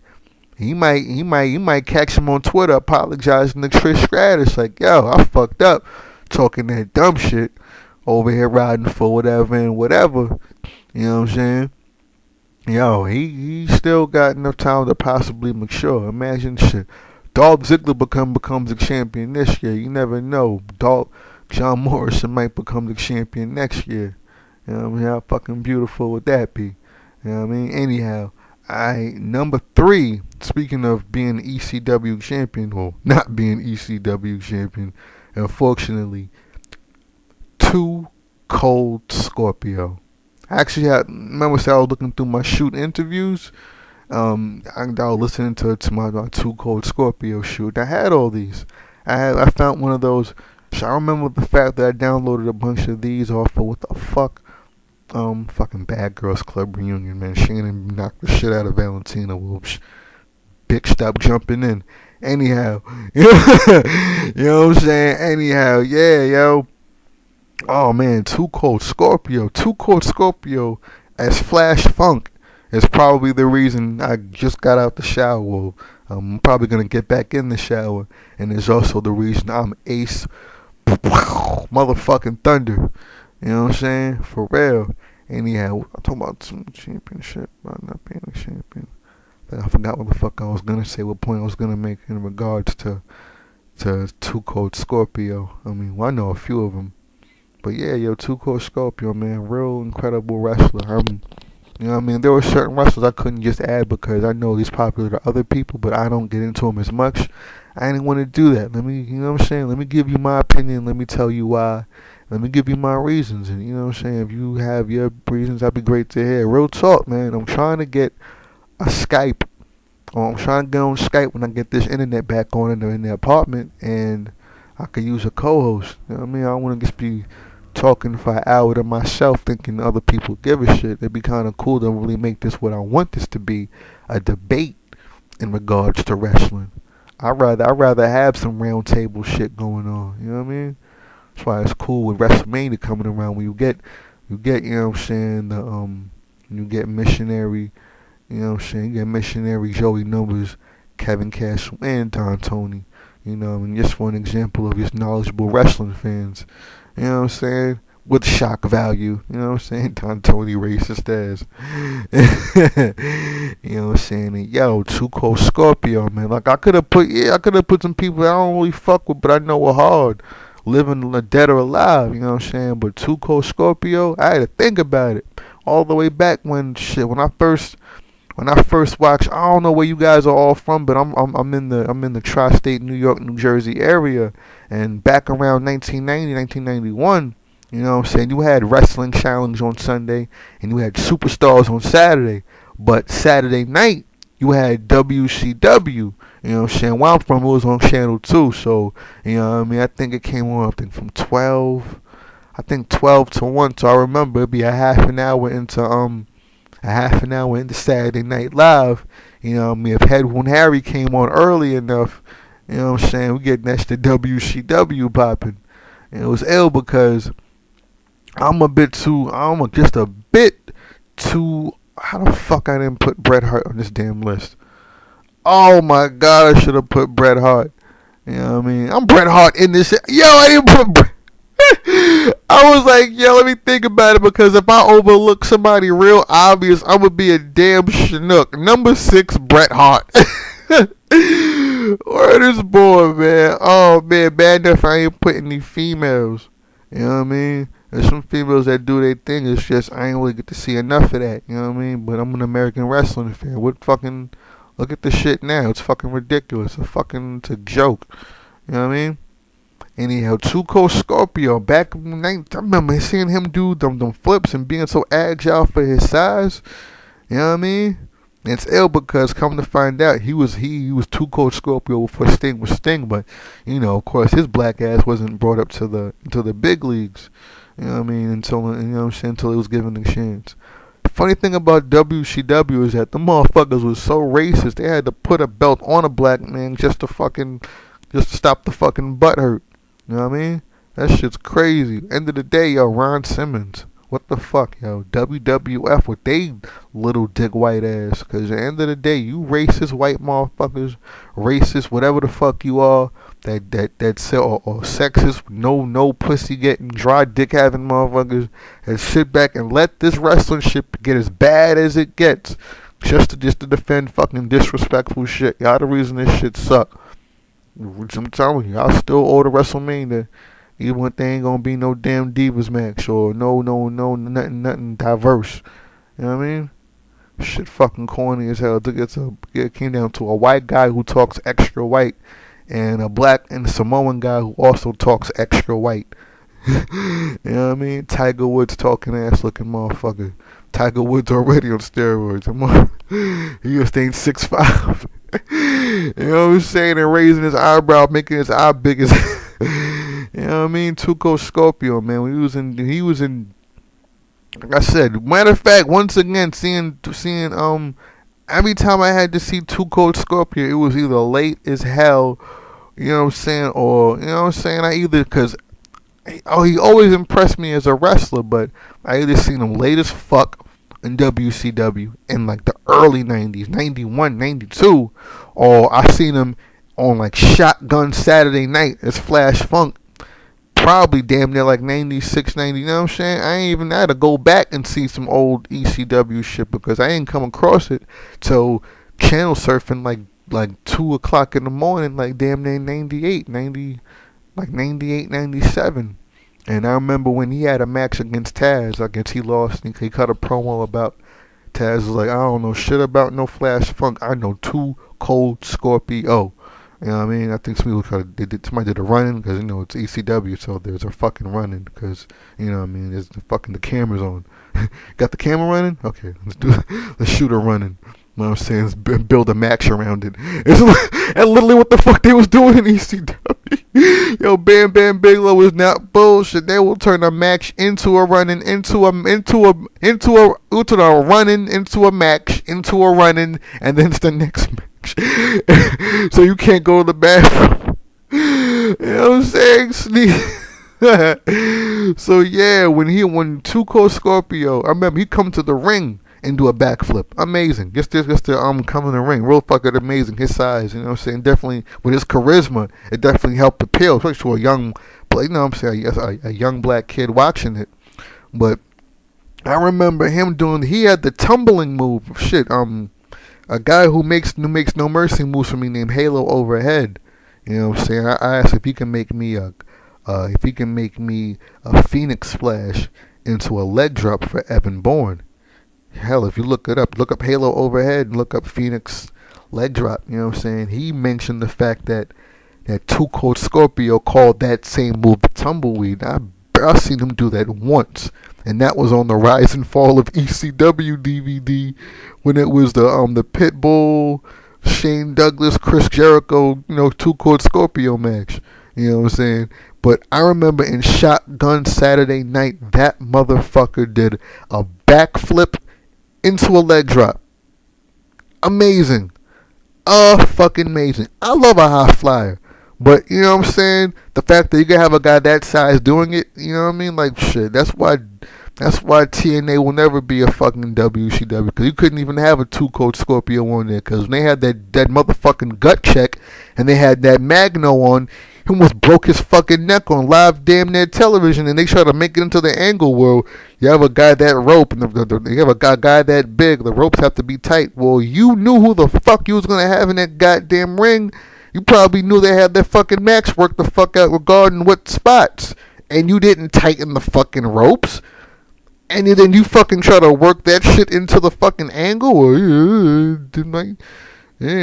gotta tighten the ropes for a guy that fucking big. It's a luchador. You motherfucking endangered lives. Yo, first of all you motherfuckers are old. You're old wrestlers. So one, you're old, and two, you know better as a fucking... Man... TNA with your weak ass. You know what I'm saying? Too Cold Scorpio, fucking definitely an underused wrestler. And the thing is that he was underused, or at least, you know, is relevant in regards to all three wrestling companies. You know what I'm saying? and that's why CM Punk is CM Punk. CM Punk is number 2.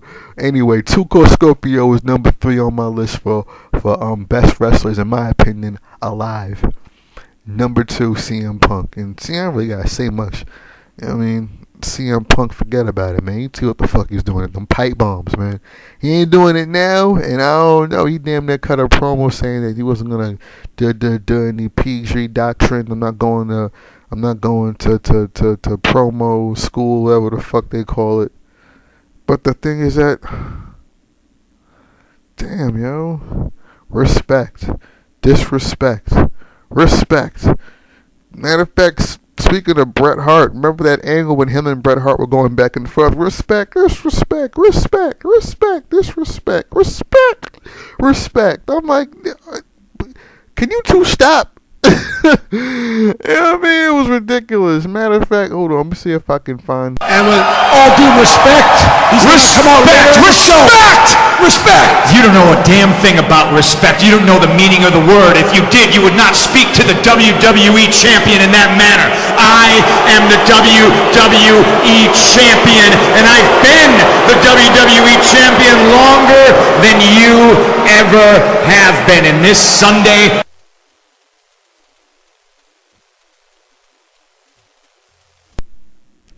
or anyhow, yeah, I figure I'll make up for it now, you know what I'm saying, not putting, you know what I'm saying, kind of made sense to make up for not putting Bret Hart on this list when fucking he's pretty much my avatar, and he's my avatar because of what he actually did stand for as far as being a wrestler. And it kind of makes you wonder if that whole Montreal screw job was a work, seeing how it seems like Bret Hart took it. It seems like Bret Hart, the perception to me, and a lot of wrestling fans, well, some wrestling fans, like I figured not just me, is that Bret Hart really took that whole deal pretty rough, the whole screw job and all, and like it aged him. It's like, you know what I mean? Look how we looked, and look how we looked in the whatchamacallit, what was it, the Wrestling with Shadows. He looked like a fresh baby. He was 40 years old then he was 40 years old. Look at him now. He looks, you know what I'm saying? Word, yo. He smoked crack or some shit. You know, he smoked crack, but he gets aged fucking horribly. You know what I'm saying? And anyhow, yeah, with CM Punk, that was kind of a disappointment because he wins the belt and he goes in this whole respect. You know what I'm saying? He damn near killed Jerry Lawler behind that shit, putting him in the fucking angle. And guess what? Jerry Lawler is coming back to the ring. And who knows, maybe they got it all checked out or what the hell it was. Maybe he just had too much spicy food some month. I don't know, but once again, if you're a TNA fan going, Jerry Lawler in the ring, you motherfuckers, and I got to complain about, you know what I'm saying, Sting being 54 in the ring wrestling and all that shit when, what the fuck, dog. First of all, he's not no number one contender. Sting is 54 years old, number one contender. More on that later. You know what I'm saying? But pretty much, like, yo, once again, I think I've said this all before. It's like a common talking point of mine. TNA is so fucking shitty. You let WWE, you allow WWE to do stupid shit. You know what I mean? Name the dumbest shit that WWE has done in the last year, 2 years. And keep in mind that Aces and Nates and whatever, and Brooke Hogan's fucking strong ass face. You know what I'm saying? You know what I'm saying? Where is born? Brooke Hogan's face is any stronger. They be hating on her on the Bad Girls Club instead of Shannon. You know what I mean? For fucking talk. And anyhow, yeah, yo, like, I mean, I'm telling you, man. Seeing Punk coming back. We'll see. Jerry Lawler coming back to the ring. For all you know, Jerry Lawler's CM Punk and Jerry Lawler might fucking still have a fucking match, and it's gonna be based on the same fucking tired fucking premise. And I bet you CM Punk of all people could articulate how fucking boring the whole angle is. The only problem is that they had him dealing with the bullshit in the company when he couldn't even really get his character over dealing with other. It seemed like he was so busy feuding with Johnny Laurinaitis that it seemed like his place wasn't even in the ring. It's like he really should be in the office smacking motherfuckers with his dick for fucking up the direction of the company. You know what I'm saying? He shouldn't even be in the ring. He needs to be over at Titan. He needs to be over there getting this company in line. I mean, could you imagine CM Punk? All this imagine shit. All the matter of fact, put it this way. I'll make it even not even as hard to fucking imagine. CM Punk lays pipe. I don't know if he lays bomb pipe. I'm not that, you know what I mean? I ain't get a sex change. You know what I'm saying? I'm not leader. So I wouldn't know what kind of pipe that motherfucker's laying. But, you know what I'm saying?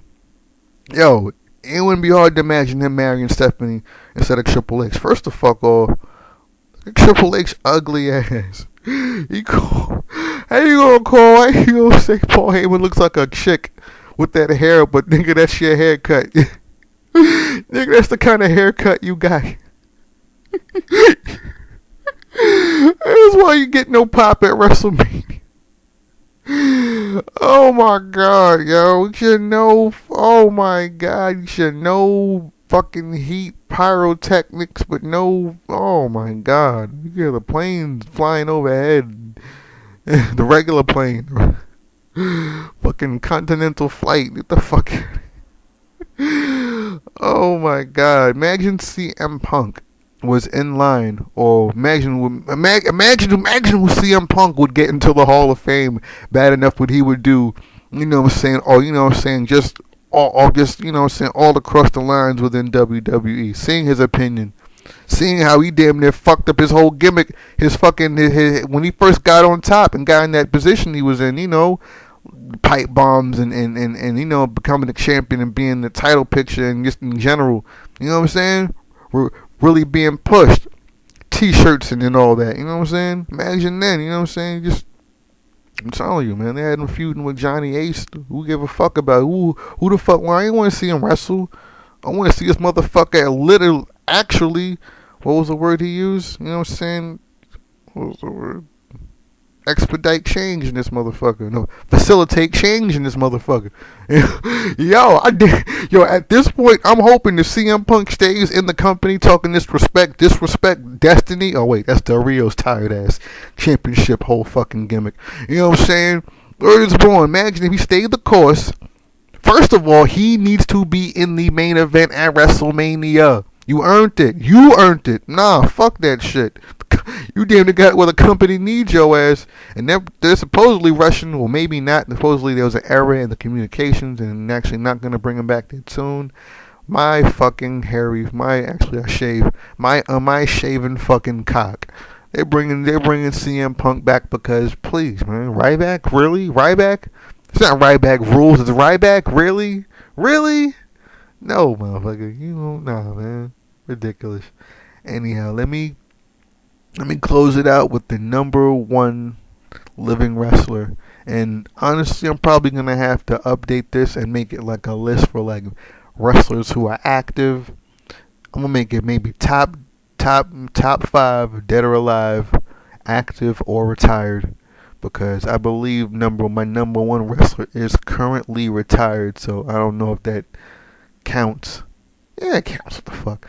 Favorite number one wrestler of all time, New Jack. My nigga New Jack. You know what I'm saying? All fucking day, man. And thank God he, put it this way, thank God New Jack is alive. If New Jack died, that fucked me up. That would, like, I'm 31 years old. I would cry if I heard New Jack die, because he's, what the shit going on right now? Pancake Patterson? Get the fuck out of here, yo. What? Mark Henry, you finally getting a push? Look what the fuck you had to do. You so hurt. How hurt did you get when you finally won the belt, but you had to drop this shit and not come back for damn near 10 months? How long was motherfucking Mark Henry gone from after he had to drop the belt because he was injured when you finally got this shit? When you damn niggas came, boy, you hurt. I'd be sad as hell to see New Jack die. It'd be sad as fuck to see Mark Henry fucking get injured once he fucking becomes the first black WWE champion. All you had to fucking do is, in the Attitude Era, you know what I'm saying, we're supposed to be sexual chocolate. tell some damn psychiatrist that you wanted to fuck that you had sex with your own damn sister. Like, what the fuck? Thank New Jack for not playing that fucking game. Sexual New Jack, I fuck my sister. You imagine that bullshit? Hell no. I got that nigga saying he fucked Jeff Jarrett's grandma. He would fuck Jeff Jarrett's grandma and get a fucking bigger pop in the Impact Zone. When what he actually said was he could fuck John Zandig's grandmother, and I guess the CZ. What the fuck? Yo, how come I only know about CZW from Boxamania? And Matthew, he's still rocking. Maybe, yo. Yo,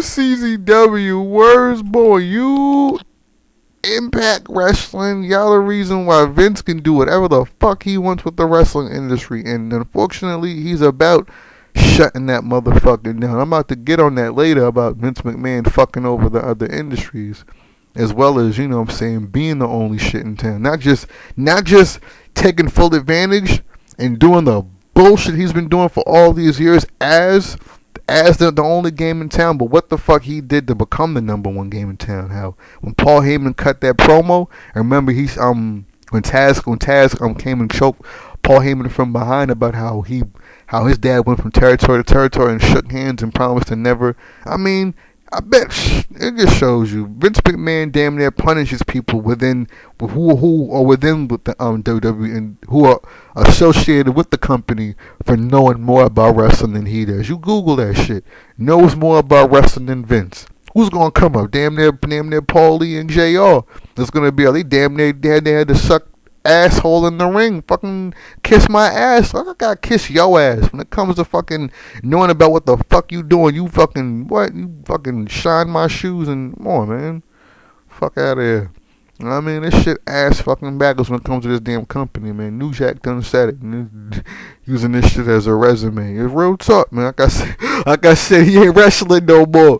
He just using that shit as a resume. New Jack, you stupid as hell. That is my motherfucking nigga, yo. Word is born, man. Did not play this damn game.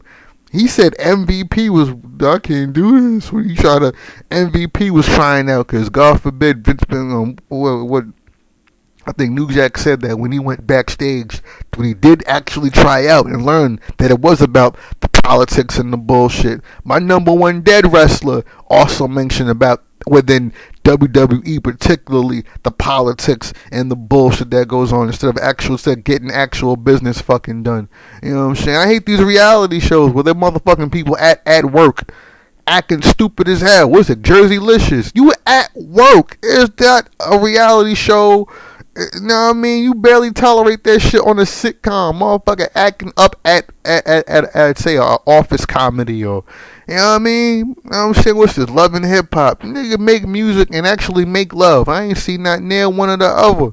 I'm hoping Scrappy gets a hit out. Olivia got some crack out. I like that song she got. Tamar got some shit out of her show. Like, you know what I mean? Niggas need to get work done. Niggas politics and bullshit.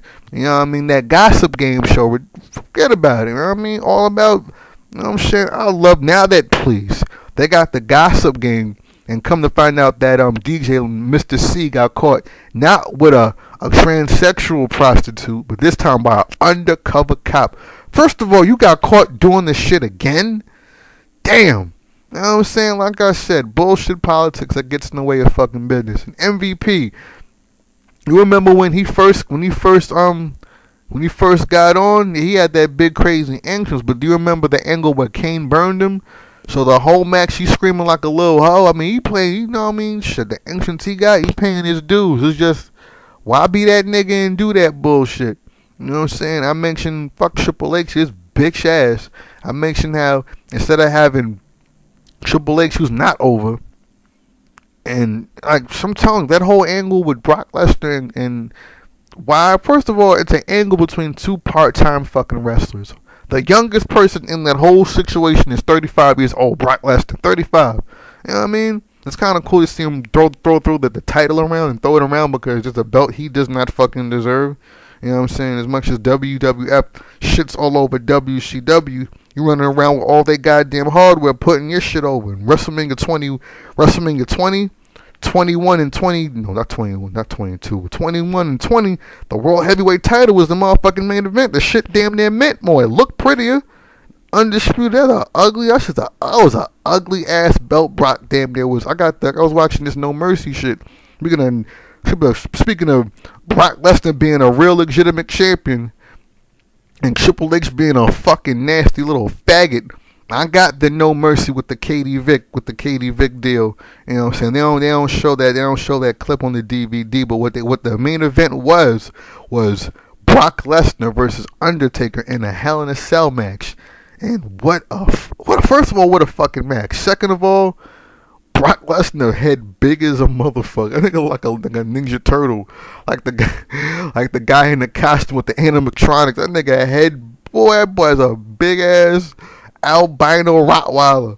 But you know what I'm saying? The finish was crazy because Undertaker went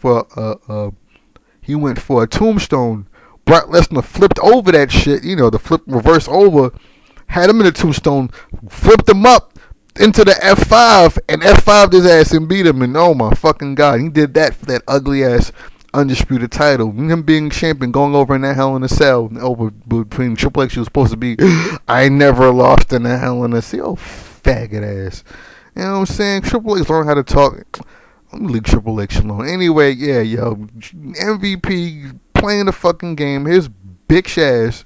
What was I talking about? I was talking about how they should have had DX versus maybe at least, I don't know, Brock Lesnar versus Shelton Benjamin. I doubt it because, you know what I'm saying, they're not about building any new stars. Not even, you know what I mean, building old stars. I don't know what the fuck.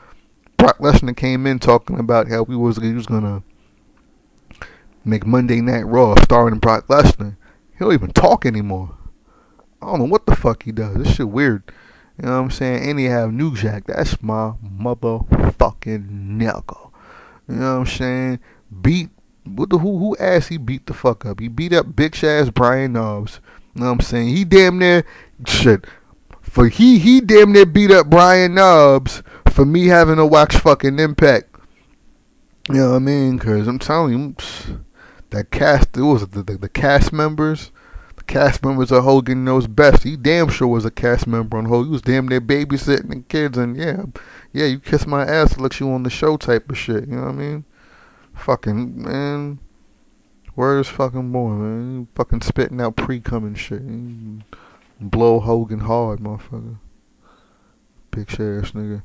Anyhow, yo, Jerome Young, fucking New Jack. That's my motherfucking nigga. Let me get into speaking of being my nigga. Oh shit, speaking of being my nigga. Well, yeah, anyway, to go from you know, someone I consider my nigga to someone who's gone on record to refer to New Jack as a nigga, Brian Pillman as my number 5 top 5 dead wrestlers. You know what I'm saying? Like, I just found out about that. You know what I'm saying? I got the Brian Pillman Loose Cannon DVD, you know. DVD had me wanting to maximize my situation. You know what I mean? It's kind of ill because I think Two Coat Scorpio also mentioned Brian Pillman being a racist, which honestly I figured that might have been part of just the whole deal with the character to be all, you know what I'm saying? Because he hit him on the shotgun Saturday night. He was like, oh, don't let in the Mexicans over the gate and what have you. So I thought maybe that was part of him, you know, his deal. Maybe if I was a racist to the biggest, meanest motherfucker, you know, motherfucker, staple my ass to my head or some shit, you know what I mean? Might build some heat, I don't know. And unfortunately, I never will know, you know what I mean?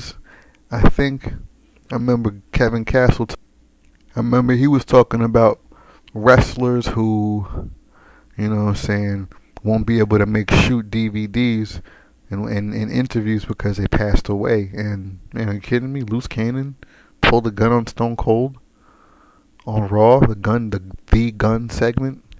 Are you kidding me? Shotgun Saturday night, you know what I mean? Oh man. And I made a video Well, I made an avatar for this No Mercy website. They're all assholes, and not knowing I was, pretty much running wild. Just getting all types of shit off their website, and not only about me getting off the website, but about them being so butthurt about it. And I kind of did the whole Brian Pillman. If anything, Brian Pillman definitely probably one of my favorite talkers. You know what I mean? It's kind of ill because Too Cold Scorpio was talking about, how his name was Frying Brian, but compared to Too Cold Scorpio, he couldn't fly. And wow, you think about it, hell yeah, Too Cold Scorpio damn near got more ups. You know what I mean? As a matter of fact, Too Cold Scorpio gets into is known to has alleged and has been well notarized that he had a fight with the person on number 4 on my list. Anyhow, I'm gonna get to that later. And all right, as far as whether it's a work, whether Sam Paul on Brian Pillman really says those fucking things or not. You know what I mean? It's unfortunate. I don't know. That we're never gonna know, cause him, out of these 5 wrestlers who passed away, 2 of them, or 3 of them, all right, 2 of them, I actually have shoot interviews of that I find very entertaining, and 2 other ones are not, haven't done any shoots, you know what I mean, and are considered really good talkers in the business, and Brian Pillman being one of them. But yeah, as far as him being a racist, we'll put it this way. I believe Too Cold Scorpio referred to Brian Pillman being racist, and I know in particular, New Jack, saying recounted an incident in which Brian Pillman referred to him and Mustafa as those 2 niggas that think they're tough, and that alone isn't what has me assuming that there is a possibility of racism. It's the fact that wasn't he best friends with Stone Cold? Didn't Stone Cold, so you look at the Wade Barrett situation on Monday Night Raw, losing the belt for one night. Well, that belt might not mean much now, even coming out of WrestleMania, not even having a match that really added prestige to the belt. But remember what happened when Ahmed Johnson won the Intercontinental title? Isn't it also alleged that Stone Cold sprayed the word nigger on his car? You know what I'm saying? And Deborah saying that Stone Cold wouldn't let her watch BET, otherwise she'd be an N lover. She said N lover, but she'd be a nigger lover. You know. You know what I'm saying? Like, what the hell? I don't know, man. Something about Stone Cold and black guys. When Snoop Dogg, they did a thing with Snoop Dogg was trying to find him backstage and get an interview, and Stone Cold looked at him. He looked at Snoop Dogg like an actual fucking dog. Like he actually was sniffing him. You know what I'm saying? Oh, that shit was fucked up. And that's your homeboy, you know what I'm saying? So I got the Loose Cannon DVD. I got Stone Cold holding the chain he wore, Brian Pillman, the gold chain that means so much. So I don't know, birds of a feather flock together. You know what I'm saying? They fly into the top of Stone Mountain to for an important meeting. You know what I mean? I don't know. I love Stone Cold as a wrestler, but it makes you wonder. Matter of fact, I have a Stone Cold DVD, one of the work DVDs, where it was an early one. I think it was because Stone Cold said so. That was the name of it, where he hits this black guy with this big, oh my god, it was like a whole, you guys, I gotta find it. It's kind of hard to describe, but he hit him with some big, heavy shit. Like, ugh. You know what I mean, it is what it is. You know what I'm saying? Like, trust me, watching racist ass wrestling my whole damn life, you know what I mean? It doesn't really bother me that much. I'm still not too much of a pussy to not speak on it. But, you know what I'm saying? If anything, it'd be butthurt racist. You know what I'm saying? Motherfuckers trying to defend that shit. Like, I'm crazy if I, like, hey, you're racist. Because only a racist would think that racist shit is racist. Is pretty much what the fuck most of you guys fucking say. One guy's like, why are you thinking it's racist? Well, eat some watermelon and shut up. I'm like, wow, way to prove, way to prove you're not a fucking racist asshole and it's not just me imagining the shit. You know what I'm saying? Way to, oh man, it's ridiculous. Anyhow, number 4, and like I said, alleged to have had an incident with Two Cold Scorpio, Hawk from the Legion of Doom. And I'm telling you, maybe I think Animal might be. I would have put Hawk and Animal, Legion of Doom as like, you know what I'm saying, or maybe had Animal as a top. I don't know. I'm just getting into the Legion of Doom, and I definitely like Hawk as a talker. He could definitely, you know what I'm saying, they're gonna pay the Road Warriors way. I got the Road Warrior DVD. They look crazy as hell wearing this right up. They were damn near looking like gay dudes in the village and shit with the hats, with the leather hats, with the yeah. Like S&M, like Words Born, like you know how Demolition is supposed to be a ripoff of the Road Warriors, except they look more like a freaky, nasty little dominatrix fucking good deal. Fucking 300-pound guys wearing that fucking dumb shit. You know what I'm saying? But man, the Road Warriors, like NWA, Mid Atlantic, whenever the fuck, AWA, wherever the fuck they were when they look crazy. And yeah, yo, like the thing about, like, I didn't want to put people that I wasn't really big on because, you know what I'm saying, what it was, I didn't even really know about other companies and what have you. You know what I mean? I'm still bugging out that IRS was Mike Wall Street in the fucking WCW. That Big Boss Man was, what the fuck was he? He was fucking the Guardian Angel, Big Bubba, what the fuck? You know what I'm saying? So I didn't know that the LOD was another name in another company because of copywriting and this, that, and third. And you know what I mean? It's ill because every now and then you'll hear people slip up and refer to the Legion of Doom as the Road Warriors.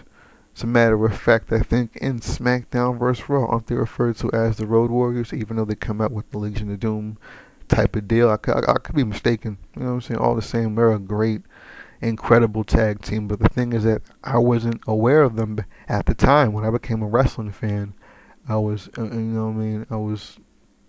They were the Legion of Doom, and they were the Legion of Doom. But if you remember, like I think another shoot I listened to. You remember when Hawk referred to Shawn Michaels and Vince McMahon's relationship as a ball and cock contract.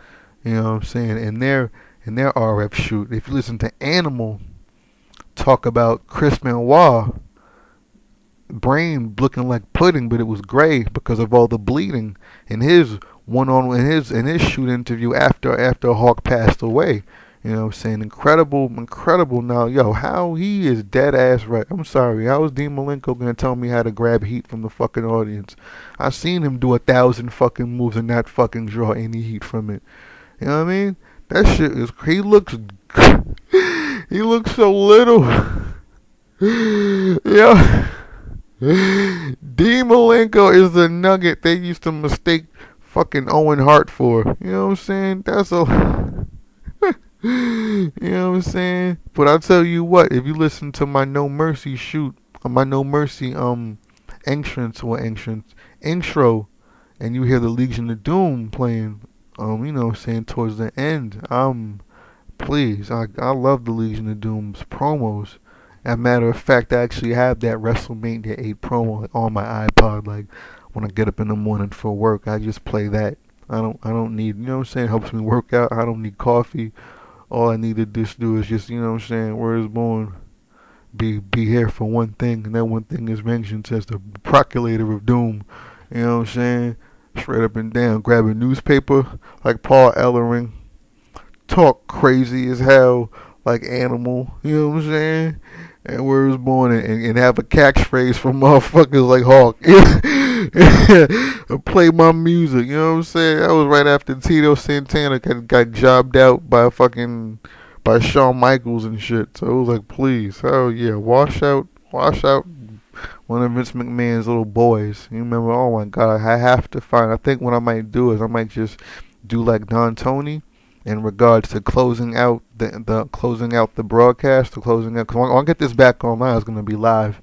You know, so that's why I can kind of take my time putting it up and just putting whatever I can. It's going to be easier, I think, post-Raw because I won't have to edit or worry about getting it online. It's going to be even easier because even if I make a 3-hour video on YouTube, I'll still be able to just put it on YouTube because they give you that option where you can just take the video and transfer it right over there, and with the unlimited time, you know what I'm saying, it's really gonna be more convenient. So you guys are gonna have to bear with me for now. But what the fuck was I even talking to? I'm breaking up something I shouldn't be breaking up while I'm talking to you guys online. Shit smells good too. Oh man, what the fuck was I talking about? Hawk and blah blah blah.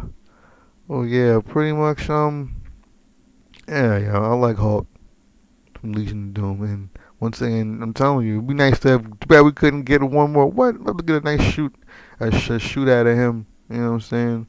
Like with Hawk again. I would show me with Animal again. You know what I'm saying? Number 3. Mad as hell I forgot what I was talking about. That's what I get. Drugs kill. You know what I'm saying? Killing this fucking show. Anyhow, oh man, Crush. Kona Crush, Bryan Adams. Like I said, you might go, what the fuck?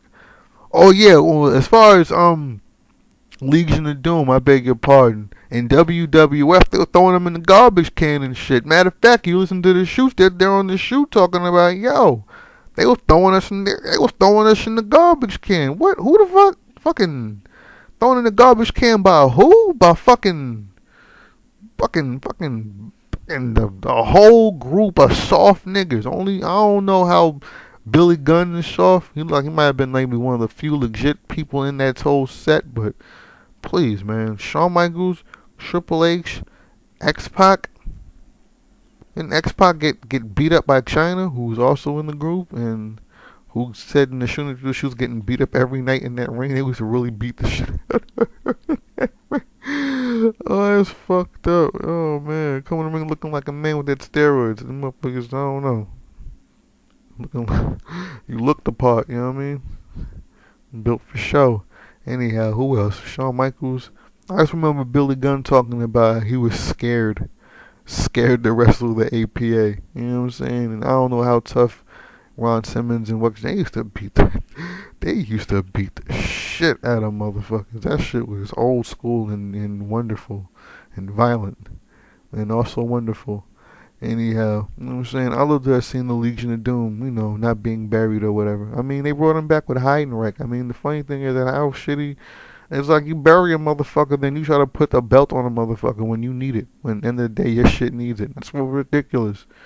You see them bury people. I remember when they were burying Evan Bourne, and then Chris Jericho gets in trouble. Then I don't know, they're trying to build him up. And I was like, are you really trying to even build him up? Are they really even trying in regards to what makes sense week to week? Do they even care? Do they even regard? It's not like they just like, it's not gonna matter. I don't care. Whatever. I'm still getting my check. And you're still gonna wax his bullshit because, you know what I'm saying? They got fucking Curry Man versus a fucking, you know what I'm saying, some suicide. So it's gonna be Christopher Daniels versus himself. You know what I'm saying?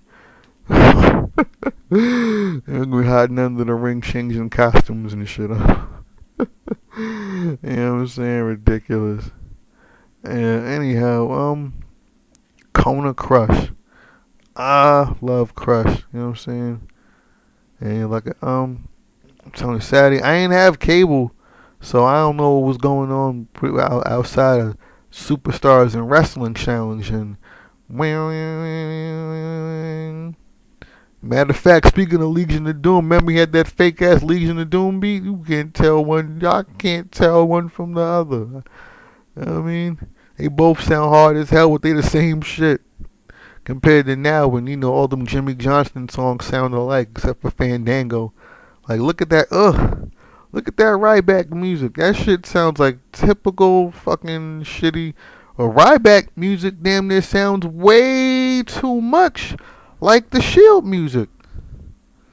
You can't even really play them shits back to back. Them shits sound too much even alike any fucking way. Damn. I mean, them Jimmy Johnston songs, them shits all, I don't know. But yeah, anyway, Crush and whatchamacallit both sounded alike. Them shits was both hard as a I remember my homeboy who doesn't really get into wrestling that much, but you know what I'm saying, he knows I'm into it with the video games, the No Mercy. He sees me with the World Heavyweight title, you know what I'm saying, in my room. You know what I'm saying? He knows I get into it. And he was telling me one time as a little kid, because I don't know, man. It's PG era now, but back then it was still, I don't know. It was, I guess because society was more, and maybe because it still had the old school with the promos. Oh my God, yo, if you just please, I beg of you, go on YouTube and just Google and just search up WWF superstars, not WWE. Good Lord, that shit got canceled. Cause how dare you try to bring back some shit when you're not even adhering to the fundamentals that made it the good product that it is, and all around in regards to your entire company are doing exactly that, not applying what the fuck has always worked in regards to wrestling. And please watch them build up people. Yeah, they're beating up jobbers and what have you. But look at my God, even when they're having like the house shows, like they're cutting promos with the cool green screen background, you know what I'm saying, and what have you, to like, you know what I mean, to the matches at like county fair, like a Westchester County Fair, and you know what I mean, what's called Sean Mooney. You sound kind of cool. Just be doing a kind of a hosting kind of thing. He really had a good voice for it. I mean, I don't know what the fuck happened with Murray Hodgson. That's just, you know what I mean? Like, it makes me wonder about WWE in general, because, like, I remember they had that sexual harassment thing, and they had like a group of ring boys they used to call the Cream Team. I'm like, ew, the Cream Team? I was sucking them little niggas off. I was like, what said on Donahue? Not Randy Orton, but his older brother Barry Orton. He said that when he was riding on the road with with an older guy, every couple of miles he asked him if he could suck his dick. You know what I mean? Like, they was off that shit. They wanted to suck niggas off. You know what I mean? For real. And certain characters come up in that situation time and time again. And look at wrestling now. All them cats look like little gay porn twink looking sweet. Nobody look badass anymore. Everybody look young and slim and cute. You know what I mean? This shit ridiculous. I go on the chat line. That's what they asking for. If you're young and you're slim, you know what I mean? You can't even, mind you, I don't know where y'all from and what have you, but the little phone line, chat line thing, they got girls on there, but they got niggas on there so bold, like, it'd be like, next girl, and it'd be a dude talking about how we got a tight ass. You know what I mean? You gotta skip past like 3 dudes to hear the one girl. You know what I'm saying? They hear 2 girls and they hear 4 more niggas. Yeah. Yeah. You know what I'm saying? Real dick in the booty ass shit. And speaking of dick in the booty, man, did you see? I'm such a fan of Dolph Ziggler. I'm so happy that he's world champion. I'm telling you, if you look at my No Mercy videos, I already put the WWE title on him back before CM Punk even put it on The Rock. You know what I'm saying? Not a bandwagon. Been fucking with Dolph Ziggler. You know what I'm saying?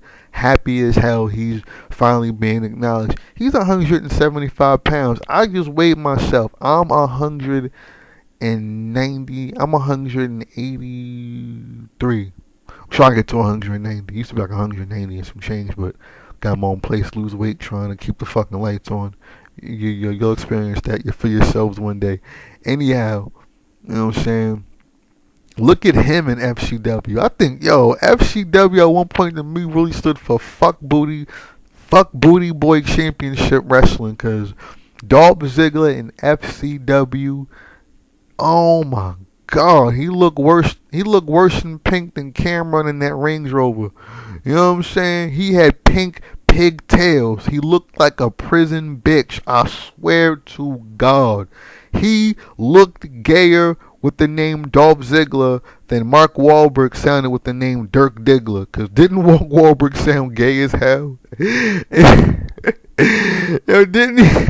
Yeah, you gonna sound fruity as hell, but you sound like, I don't know about you know what I'm saying? Words born, man. Drew McIntyre is a good guy. Good what? What's good about you? Come on, man. Listen to WrestleMania 26, which is also on YouTube.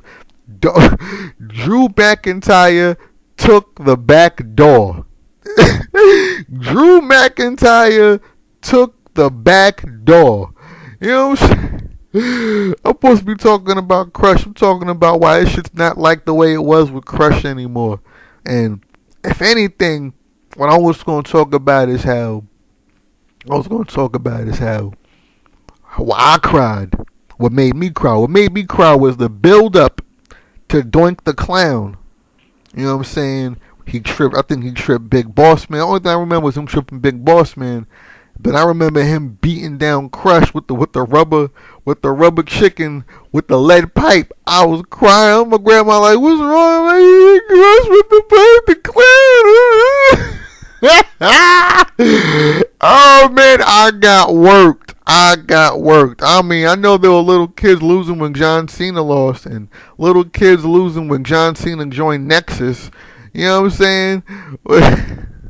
You know what I mean? Where's boy, yo? I'm trying to think about what made me cry like a little hoe. Where? I don't even think I cried when Doink went over on Crush at WrestleMania. I was just mad. I think that's why I started getting grown. I said, "This is bullshit, motherfucking clown, bitch, bitch." Where's boy? Had me salty as hell. What was I talking about? Oh man, hold on for a minute. Let me just, like I said, Drew McIntyre took the back door. And then again, so did Sheamus. You know what I'm saying? Like, ain't Triple H do something sexually inappropriate with a guy about 10 years ago? And they made the news or something like that? He did something, I don't know. I could be wrong. The whole thing about, I don't know, because Stephanie pretty as hell, but she still looks and sounds strong as hell in the face. First the fuck all, oh my goodness, let me hear that shit out real quick. Anyhow, Crush, love that move. You know what I mean? I kind of like the accent. You know what I'm saying? I mean, it's another guy in a mullet. You know what I'm saying? With a mullet. Those mullets were crazy. If anything, he must have been over to a degree. I mean, I think maybe I got tired of him. Maybe the moves. I mean, he was big. Fucking 6'8", oh, big motherfucker. He was big. He was a big and agile dude. And that was pretty much a cool finishing move. You know what I'm saying, that he had. I think I have a Crush No Mercy mod, and I don't think anybody made that finishing move that he does. The Kona Crush. The Kona Crush, I think it was called. You know what I'm saying, that he did on cuts. But man, that shit was tough. That's a bad motherfucker right there. Real agile. And I remember I'm putting Crush because straight up and down, I had his poster on my wall. The thing is that it was a weird poster because it had a person, it had a wrestler on both sides. So I think every now and then I might have just flipped the poster over because the other guy, yeah, I like this. The other guy on the other side of the Crush poster is number 2 on the list of wrestlers who have, were no longer with us. I mean, I could have put, a guy like Eddie Guerrero, but I wasn't the biggest fan of Eddie Guerrero. Matter of fact, I kind of feel guilty because I wasn't really the biggest Eddie Guerrero fan right around the time that he passed away because remember they kind of had him, he was acting all goofy and shit. Like they had him acting like Cheech and Chong. What the fuck, yo? Like didn't he beat drugs? Why the fuck he acting like Cheech and Chong and shit? You know what I'm saying? I heard the interviews where he was talking about ECW with the pots and pans. I heard him in a legitimate interview. I heard him talking about when the NWO. Remember when he said he didn't know what month it was in the Monday Night Wars DVD? I've heard Eddie Guerrero in a legitimate interview. And you know what I'm saying? I know he does not talk like Cheech and fucking Chong. Like, you know what I'm saying? What's that bit? I think they had Homer Simpson do. He knocked on the door and he kind of, I don't know. They did the bit. They started them Cheech and Chong fucking records and shit. They them fucking weed head shits they was fucking doing. Bits and shit. You know what I mean? Like, I don't know. They had him, I'm trying to think. Yeah, they had him fucking pass the fuck away and it was just, you know what I mean? Oh, I forgot what the fuck I was going to say. I'm trying to think. Oh man, Macho Man. But I beg your pardon. It's just as far as Eddie Guerrero goes. It was something else. Oh man. Oh, I think. Oh man, whatever. Thing that escaped me. Anyhow, yeah, Eddie Guerrero. Eddie Guerrero was somebody I definitely should put on the list. It's just, you know what I'm saying. I definitely loved his wrestling. I remember when he first debuted, part of the Radicals, and that frog splash he hit. As a matter of fact, a generic W, a generic Jimmy Johnston theme song, the original Radicals theme, and I swear I looked for that one. I like that one. If you listen to that one, they had some hard ass fucking beat. I'm mad they couldn't. They should have put that on the I'm mad they didn't put that in. I don't know. Are they? Is that segment in the SmackDown vs Raw 13 when the Radicals show up? That'd be pretty cool if you could have found that. That was some good ass music. You know what I mean? Generic as hell. It sounds all fucking off. Oh my god, it sounds like it's damn near sound like the Sheild and everything else. The fucking that same crash. I'm saying like shh. You know what I mean? I don't want to describe it without sounding fucking retarded. Then maybe I should just put the music on, put the beats on it. You know what I'm saying? But yeah, yo, Eddie Guerrero, incredible wrestler. I'll definitely miss him. You know what I'm saying? Oh, I know what the fuck I was going to say. That they had him acting all drugged out when right around the time he died was damn near the anniversary of him being sober. That's what I wanted to say. Like, you know what I'm saying? He was damn near having the anniversary of being sober. And if anything, he battled those demons to get where he is. And if anything, it's sad he had to get on a goddamn cycle because remember when he first came back after the car accident from I think it was on New Year's Eve, and he looked jacked up. I mean, who looked crazy and jacked up as a fucking little ass wrestler? Eddie Guerrero or fucking Rey Mysterio? Two cats look weird as hell, jacked up. That shit is weird. And I think that shit causes more injuries. So who knows? All them fucking, you know what I'm saying? That robot that used to be Oscar Gutierrez. You know what I'm saying? Rey Mysterio. Where's born, man? That fucking cyborg. You know what I mean? That motherfucking damn they got Terminator fucking arms and legs in his body. You know what I'm saying? That's a rewired ass dude. Where was born? And he damn. Where was born, man? Eddie Guerrero. Yeah, he really should be, you know, on this list because I do think he's an incredible wrestler. But it's just, I don't know. I think I wanted to see maybe more innovative moves.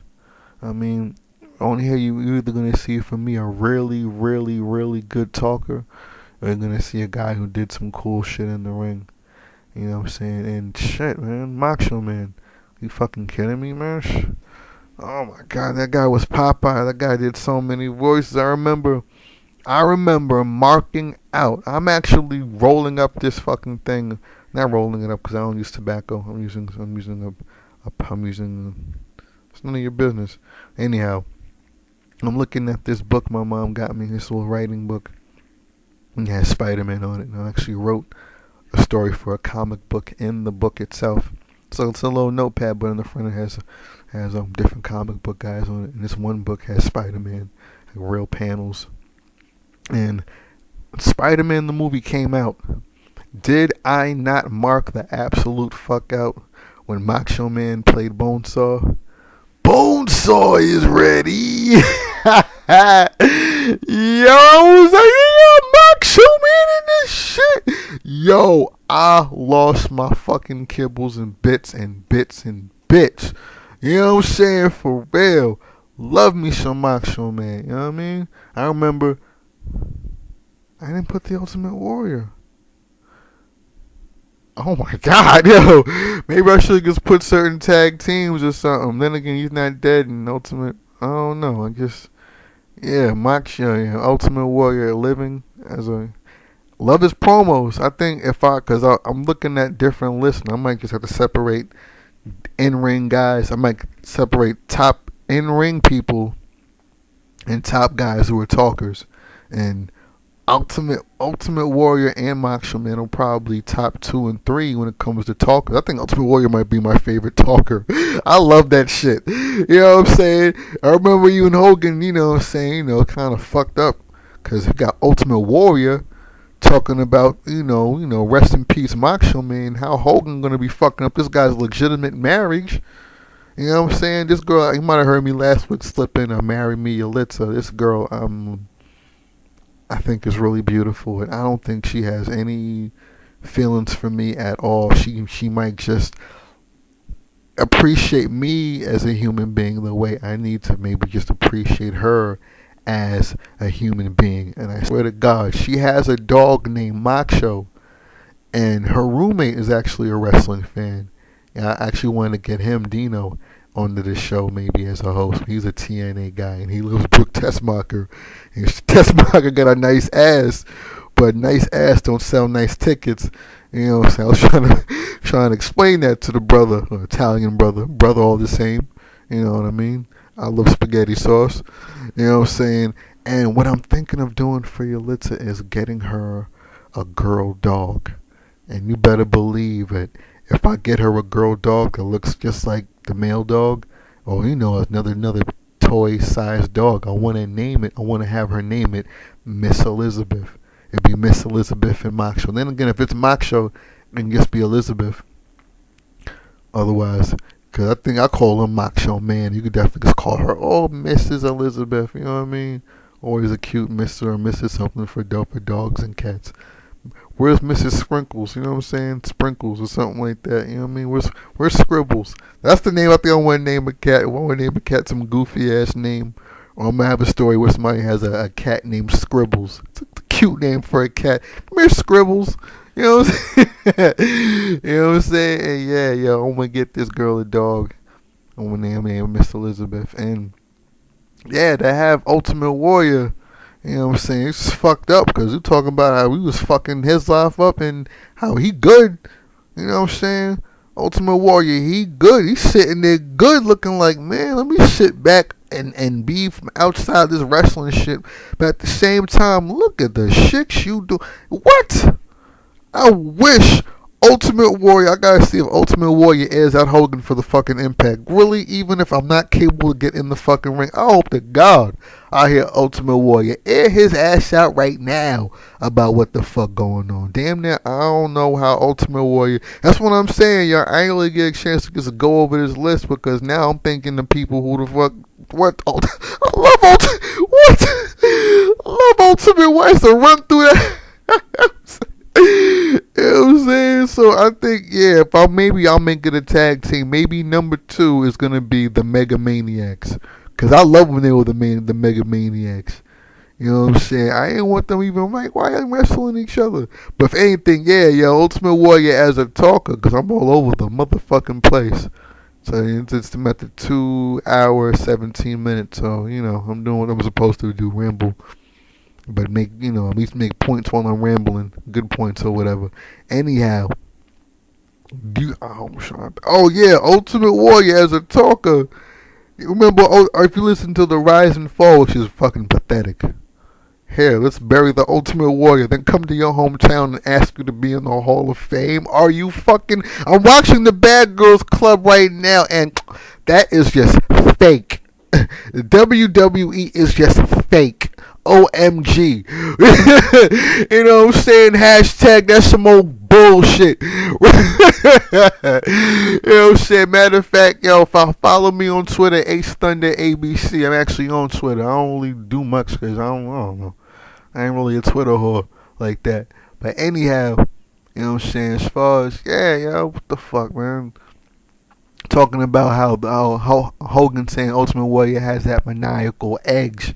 And real talk, man, all my 80s babies in the building, man. Tell me Ultimate Warrior does not sound like Mum-Ra from Thundercats. Matter of fact, that's what I'm calling my fan base or my support system or whatever, subscribers, downloaders or whatever. You know what I'm saying? That's why I kind of announced this No Mercy WrestleMania update. I'm like, shout out to all my Thundercats, you know what I'm saying? Charlemagne got the Transformers. I mean, Stunned, I damn sure got shot Thundercats. You know what I'm saying? For real.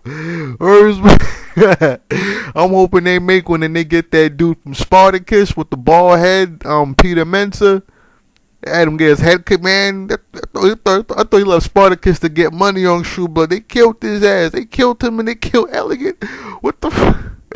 Elliot probably gonna come back. Hey, you are not Chris Meloni anymore, yo. That's Elliot from SVU. Get the man, yo. But yeah, yo, Macho Man, oh my God, great fucking wrestler, you know what I mean? Matter of fact, some of my early Ace Thunder, I think, matter of fact, right now, if you see me play with Ace Thunder, you're gonna see him hitting the Macho Man elbow drop. You know what I mean? It's funny because he's number 2 like CM Punk is number 2 alive. You know what I mean? And great talker, man. You know what I mean? As a matter of fact, if you see this bullshit they did with Ryback, where they had him explaining backstage why he turned on Cena, suck my fucking dick. You know what I mean? Bullshit. How it came off looking like, yo, they was trying to fucking do Macho Man, you know what I'm saying, with the promises. I made a YouTube video out of that and added a soundtrack and added a crowd and an echo, so it's like he's in the arena. But if you look up a Macho Man promo, you're going to see him, you know, talking about, I remember when the Mega Powers were used to be bonded, and you know what I'm saying? And it's pretty much, you know what I'm saying, backstage, that same kind of, it's ill because to see him doing that now, it's kind of ill. It's almost ill to see damn near, to see bitch ass TNA beat him to it, even if it's Billy Ray explaining why Hulk Hogan does too much coke to be fucking, even if it's, they got Billy Ray explaining why, you know what I'm saying, why Hulk Hogan's too coked up to be booking fucking matches and even talking about getting in the fucking ring. Excuse me.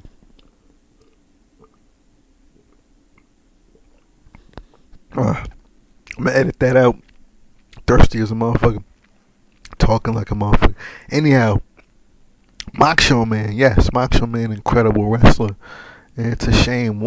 And he's the other person that said it's a shame we're not going to get to see a shoot interview. And it's already been said by Kevin Castle. But Brian Pillman, right here on this list, Brian Pillman, Macho Man Randy Savage. If anything, it just reminds me that Kevin Castle would have been like, yo, too bad we can't get RF on that shit.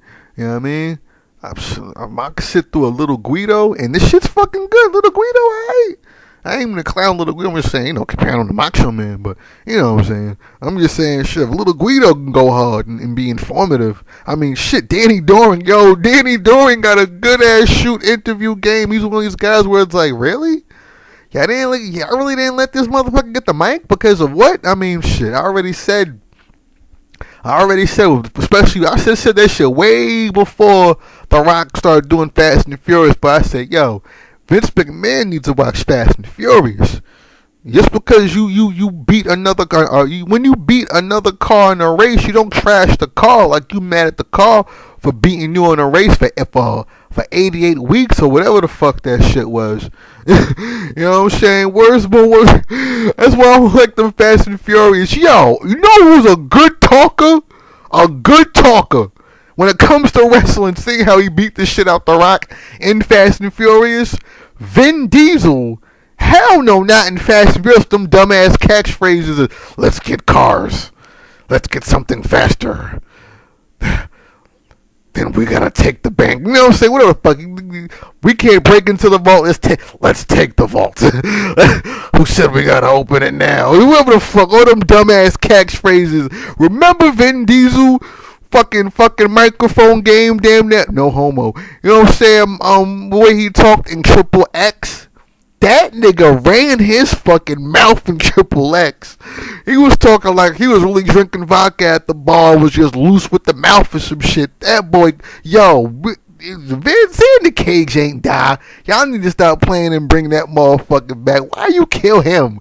And then, oh man, I think Exhibit should have played whatever the fuck X, because that's damn near his name. And if you see him on whatever the fuck show with a Pimp My Ride, he could fucking talk. He's cocky as hell. He's doing the Dr. Dre symphony, beating the shit out of him.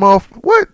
I'll fuck with Exhibit. You know what I'm saying? When it comes to some shit like that, more than because he was damn near talking. He was damn near talking some fucking Vin Diesel shit. Ice Cube and in the sequel and shit. He was talking some old 1-2 line slick talk. I love my country. Shut it. God damn, nigga. 1-star movie on Comcast, nigga. Damn. Shit. Love Friday. You know what I'm saying? You ain't doing nothing anyway. You might as well smoke. You know what I mean? Love Friday. You know what I mean? But damn, I don't know about him in that movie. Damn. Oh man. Anyhow, yeah. What the fuck? Yeah, yo. Vince McMahon needs to stop burying cars just because they were faster or whatever the fuck. And Vin Diesel needs to be in the next Triple X, not in the next Fast and Furious, because he damn near talks so good. They would damn near bring him to the damn ring. Trust me, the way he talked in Triple X, they could do a wrestling angle that'll probably get his ass put on Raw, because he was talking some good shit on there. Funny as a what? Don't be a dick. That motherfucker was funny. The shit he does for his country. I think he the one that said that shit hard. That shit he said was hard as a motherfucker. You know what I mean? He all roided up to what? He looked big as hell. He looked big as hell. He like a shorter. When Vin Diesel get that fucking Diesel? I seen you in Saving Private Ryan, motherfucker. Ambrosio. What the fuck is this? Oh man, I'm talking about Macho Man. Macho Man, top 5. Anyway, number 1 wrestler, dead, passed away. My personal opinion. That's why, you know what I'm saying, I'm not just gonna dick ride for whatever the fuck you like. But if anything, if you're about listening to what my opinion is, check out who the fuck I like as my number 1, I'm saying, dead or alive wrestler who's no longer with us. Mike Awesome. Mike Awesome was my fucking favorite. First of all, how do you not use him in America? You know what I'm saying? He's white and he's big. Every time he does some shit, you know what I'm saying, man? That frog splash, that top rope chair shot. You want to talk about a wrestler who has a certain amount of moves that you know, might be the same old shit? That nigga had 15 ways to powerbomb the dog shit out you. Out the ring, in the ring, off the top rope, across the ring. That nigga throw your ass. Mike Awesome. Oh man, that chubby face. I love that chubby face. I love that chubby ass Mike Awesome face. And you know he died from CTE. Hung himself. You know he got multiple he had brain damage and you know what I'm saying, got that extra brown dead meat floating around like Chris Benoit. You know all post-concussive syndrome people are likely to commit suicide. And he went through some shit with his wife. I think the Chris Henry guy from the Cincinnati Bengals who just jumped off the truck. I mean, it's fucked up that it's a whole smoke screen and it became about steroids when they had not a damn thing to do with steroids when it came to Chris Benoit and his family, and that they try to do the bullshit actually cutting down on roids as if they should have anything to do with it. And got away with the fact that you have wrestlers running around with fucking diseased fucking brains. Remember when Kizarny? I remember they put a list of some it was clowning motherfuckers on some list on WWE.com. And they clowned some dude. I blinked and he was in the company. Never heard of him. I read his name online. The name sounded weird as a motherfucker. Kizarny. I remember Kizarny made a video talking about where I think he was like, why y'all put me on this list? Or maybe that was the reason why they put him on that list, where he just simply said, you know, these butthurt motherfuckers who are about the status quo or leaving a fucked up trail of shit going on. And keep in mind, he said this after Chris Benoit passed away, and shit, even Kevin Cass made a further point talking about how the Von Erichs family, the whole damn family done committed suicide, and that shit was not, and Kizarny simply said that wrestlers need to be getting checked from the neck up.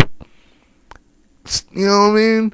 I mean, shit, man, you damn near could have had a Legends package out of Mike Awesome. I love me some Mike Awesome. And New Jack being number 1 on the list, I mean, yeah, it's kind of fucked up that it even got to a situation in ECW where your champion walked away with the belt. But consider the fact, I was damn near mad at Mike Awesome until I realized that, wait up, the shit he does in that fucking ring as your champion, and you gamble that fucking money away bad enough, Paul Heyman, when did you move out when did you save up to move out of your mom's house? Damn, bruh. You know what I'm saying? You couldn't pay your champion when your champion does that kind of shit to his body, fucking upholding your brand. The big three. Motherfucker wasn't no big three. It's like having 3 testicles. I had to read a book about urology, and some guy thought he had 3 testicles. No, that third one is an irregular growth that needs to be fucking treated and removed. It was not a top fucking 3. You could not get paid. And, you know, everybody's all loyalist to whatever the fuck, but I think at a good point. I remember Scott Steiner saying that maybe Bischoff was blowing money, but he was blowing money paying motherfuckers. Even New Jack said he considered going to WCW, but I think the only thing is that they were trying to make hardcore look fucking shitty, which is unfortunate because I remember a match between Hardcore Hack, which is weird because we actually do hear people refer to Sandman as Hack on some shoot interviews, but what? That stand for something? Hardcore ass kicker? I don't know. You know what I mean? I think the match between him, Raven, Bam Bam Bigelow, and Sandman, the one where I think Daphne or somebody popped up and sprayed Bam Bam Bigelow with the fire extinguisher in the end. Really, really good match. Damn good match. You know what I mean? I'm about to talk about AJ Styles and Kurt Angle having that one good match from the first night they tried to take on WWE. Fucking ridiculous. Anyhow, Michael Alfonso. Listen to his shoot, and he was the one talking about how he knew about the ridiculous politics in WWE, and how he's on that thing when they talk about the death of WCW, and he mentioned how, you know, I think Booker T and Stone Cold had a match, and Booker T didn't shake his hand after the match. He just went to the car and left, which is what they did in WCW, which is dumb because how about you acknowledge their company the way you want them to fucking bend over to your customers of yours? At least acknowledge that they fucking had a company. It's not even, oh, he did it his way, he needs to fucking do it, and he does not respect where he's from and the company, what company is now sending him a goddamn check every week. It's just recognize the fact that, you know, and Mike Austin talked about how the young guys, how, you know, he knew the politics, but the young guys were getting fucking heat just because they didn't know the proper way. They didn't get the fucking manual on how to kiss your old fucking insecure ass about me being in your company when, motherfucker, didn't you beat me? What the fuck you so it's a fucking kill about? Acting like a bitch ass, hoe ass motherfucking nigga, you cocky roided up motherfucker. Scared of some green boy. Some motherfucking greenhorn. Little hoe, little bitch. Whereas company's fucked up now. Triple H, you know he kept Brock Lesnar from that World Heavyweight title. They fucked up that office. They fucked up that belt. That shit meant something. Bad enough, you know Paul Heyman probably feels a certain way about the WWE office. And, you know what I mean? He sound like the Joker when he slammed that guy. We'll talk about that next week. I don't want to use up too much time. It's about the 2.5 hour mark. 2.5 hour mark. And I didn't even get on TNA garbage ass. But Mike Awesome, rest in peace. Macho Man Randy Savage, Randy Poffo, rest in peace. Bryan Adams, Crush, rest in peace. Michael Lockhant, Hawk, Road Warrior Hawk, Mike Luck, something. My last name is Shepon Ganjara. Starts with a T. That's the only clue I'm gonna give you on that one. And rest in peace, Brian Pillman. You know what I mean? Anyhow, let me get the shitty ass fucking tea. I think I need to smoke something first. I'm about to be like Vagina Power.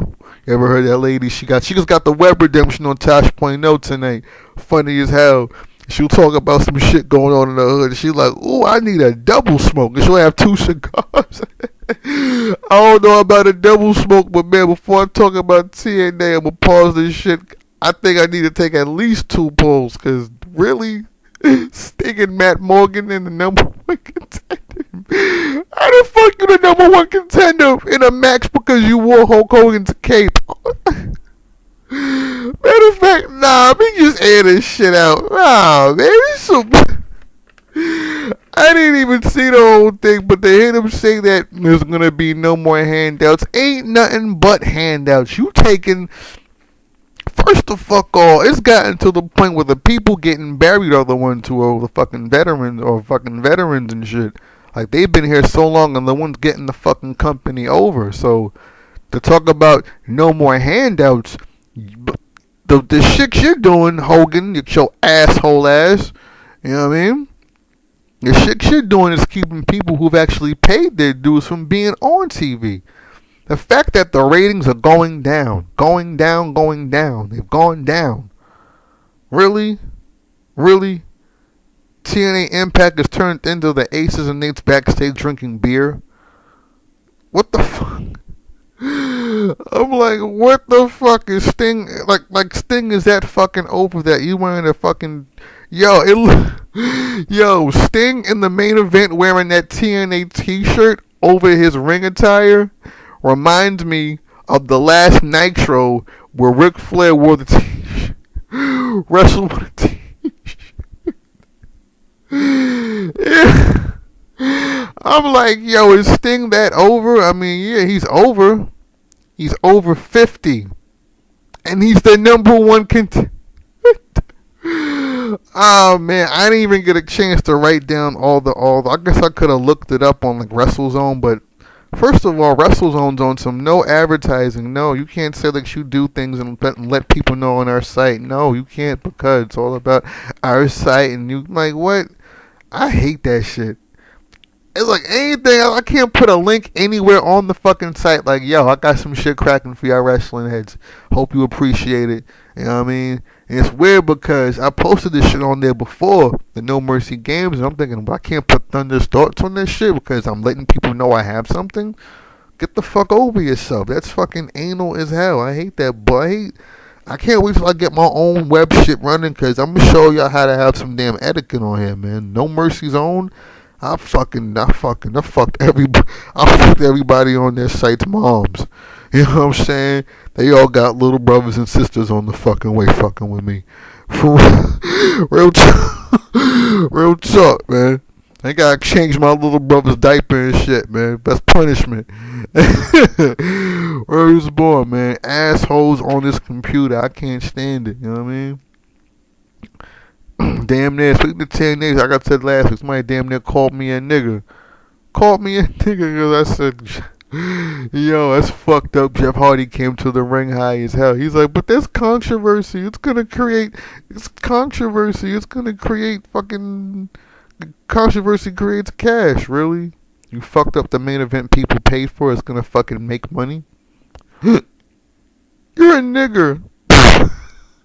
You know what I'm saying? Oh my god. Anyway, Angle with his girdle. He's still wearing that fucking girdle that makes his butt stick out. And his first of all, what the fuck are you even wearing that shit? No wonder Kurt Angle is on fucking Twitter saying fucking insane shit. First of all, for Kurt Angle, as accomplished as he is, I've got an external hard drive full of fucking wrestling matches. I've got him talking about how he's gonna go on to become the Eurocontinental, because he was a European champion, and he damn sure won the Intercontinental Championship. He damn sure won that and was a double champion. You know what I'm saying? Like, yo, he is such an accomplished athlete. To hear him have to inflate what he's accomplished. I'm gonna go to the Olympics this year, and I'm like, boy, you went to the Olympics and you already won. Shut the fuck up. You're 40 and wearing that damn girdle. He wears the girdle and makes his butt stick out, It makes him like he's fucking wearing. That shit looks crazy. Like he's damn near got like fucking like the tummy tuck shit on underneath. He's got fucking tummy control. Like he's got water weight gain. That motherfucker got a little gut sticking out, but he's such a cocky, beastie motherfucker that when he took it down his singlet and showed his stomach, all you saw was a gut, but the gut was a six-pack. It was a six-pack with a little bit of gut poking out because he's of a certain age, but nigga, you earned that fucking gut. With the fucking rip, got a fucking six-pack abdominals poking out the gut because he's fucking solid but getting old. And he's on Twitter talking about he about to kick Brock Lesnar's ass.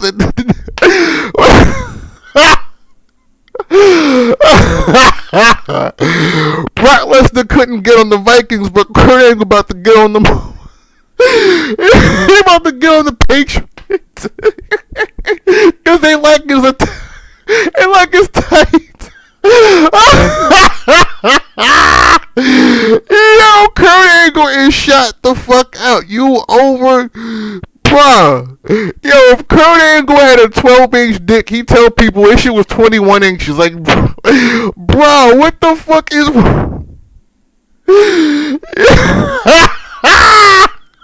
Yo, what the fuck is wrong with you? Accomplished motherfucker. What's wrong with you? Nigga, what's wrong with you? Oh man, Kurt Angle is shot out, yo. Shot out on Twitter. I don't even look at this shit, but I've heard it one after is retarded. And D'Lo Brown, really? It's one thing you aces and they motherfuckers just running around and whatever, but you really are getting TV time. And it's weird because after D'Lo Brown tapped the fuck out, they were right. Of course, they're the ones at ringside because it's a TNA Aces and Eights war where nothing happens. Nobody helps anybody. This shit.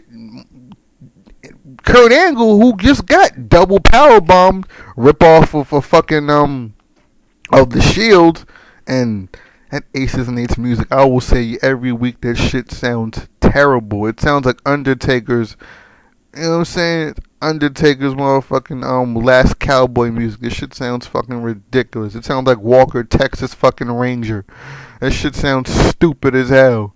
You know what the fuck they're doing. And D'Lo, first of fuck all, D'Lo Brown hasn't had a good match on television since the 1-800-COLLECT commercial. What the fuck? Yo, what the hell is he doing on TV? And he wrestles with the fucking coat and the jacket and the vest and the coat and the jacket and the thing. And I think he still even has that chest protecting thing from 1999 when he fucking put Dries in the fucking wheelchair. Which is another thing. God must love, I don't know, God looks after fools, and there's some stupid motherfuckers in TNA because nobody's died yet.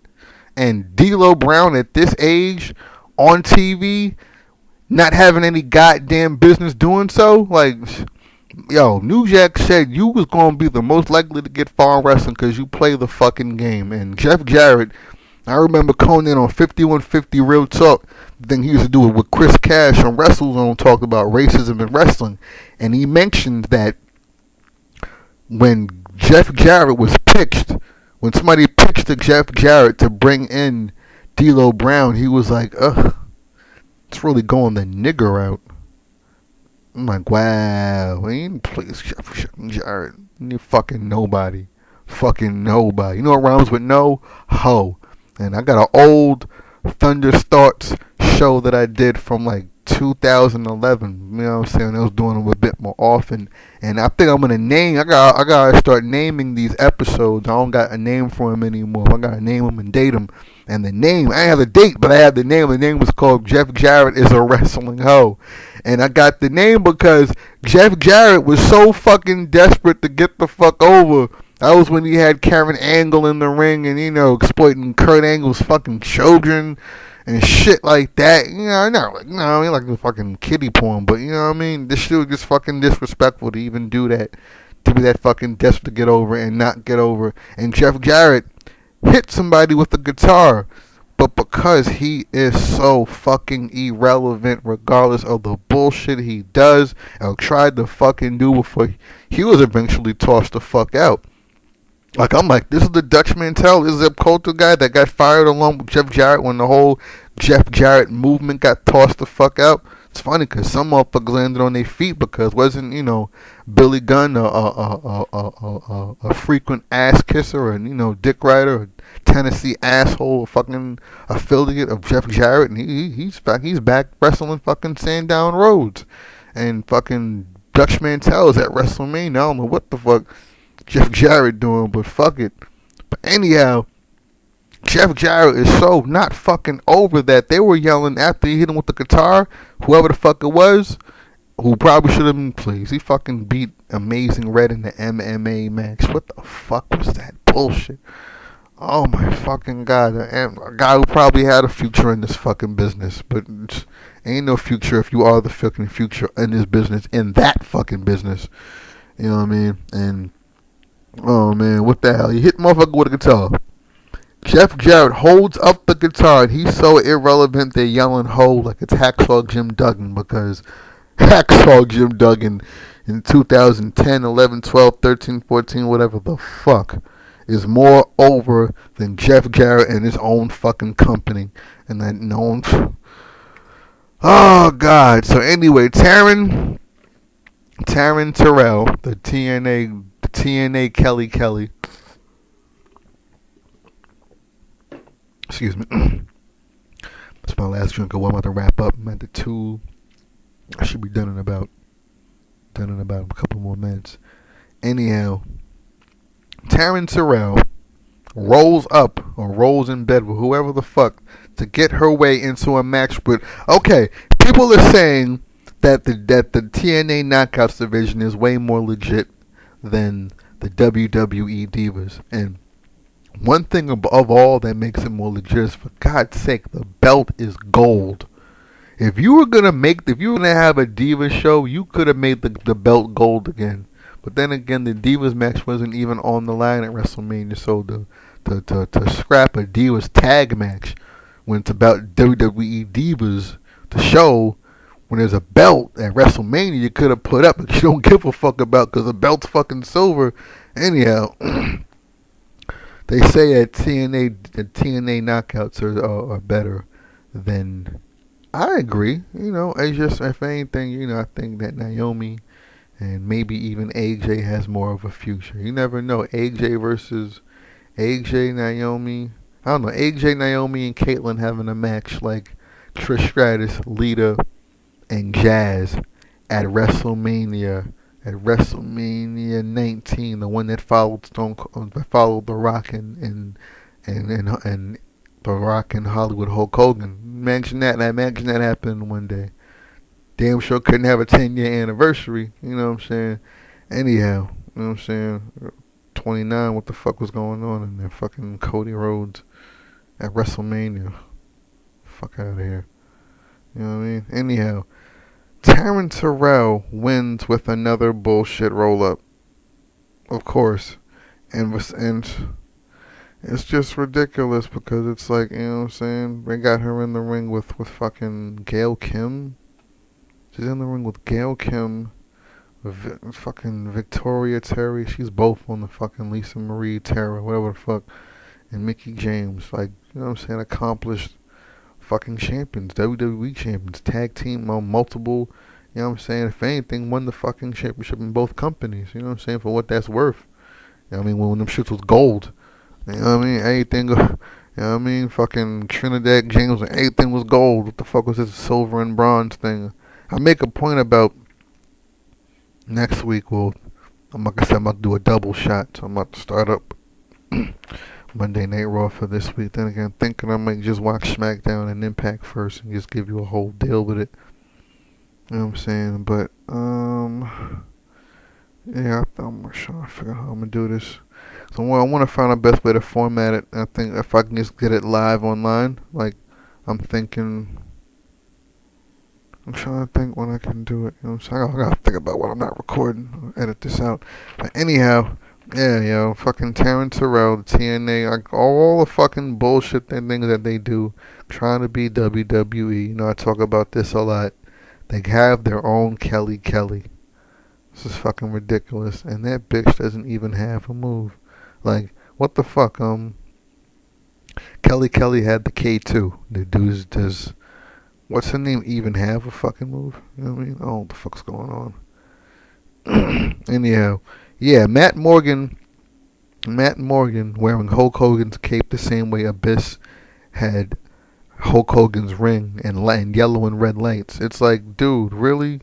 One dude is in the main event for the title by kissing Hogan's ass and being a giant, which gives Hulk Hogan flashbacks. Another thing is that, you know what I mean, it's all about Hogan's. I'm going to give you my cape and my rub and a part of my life and of my career. You know what I'm saying? That happened in one of my matches against one of my best rivals and, you know, fuck, I'm part of one of my best feuds. It's like, fuck you, and you, and fuck every one of those miles. Fuck.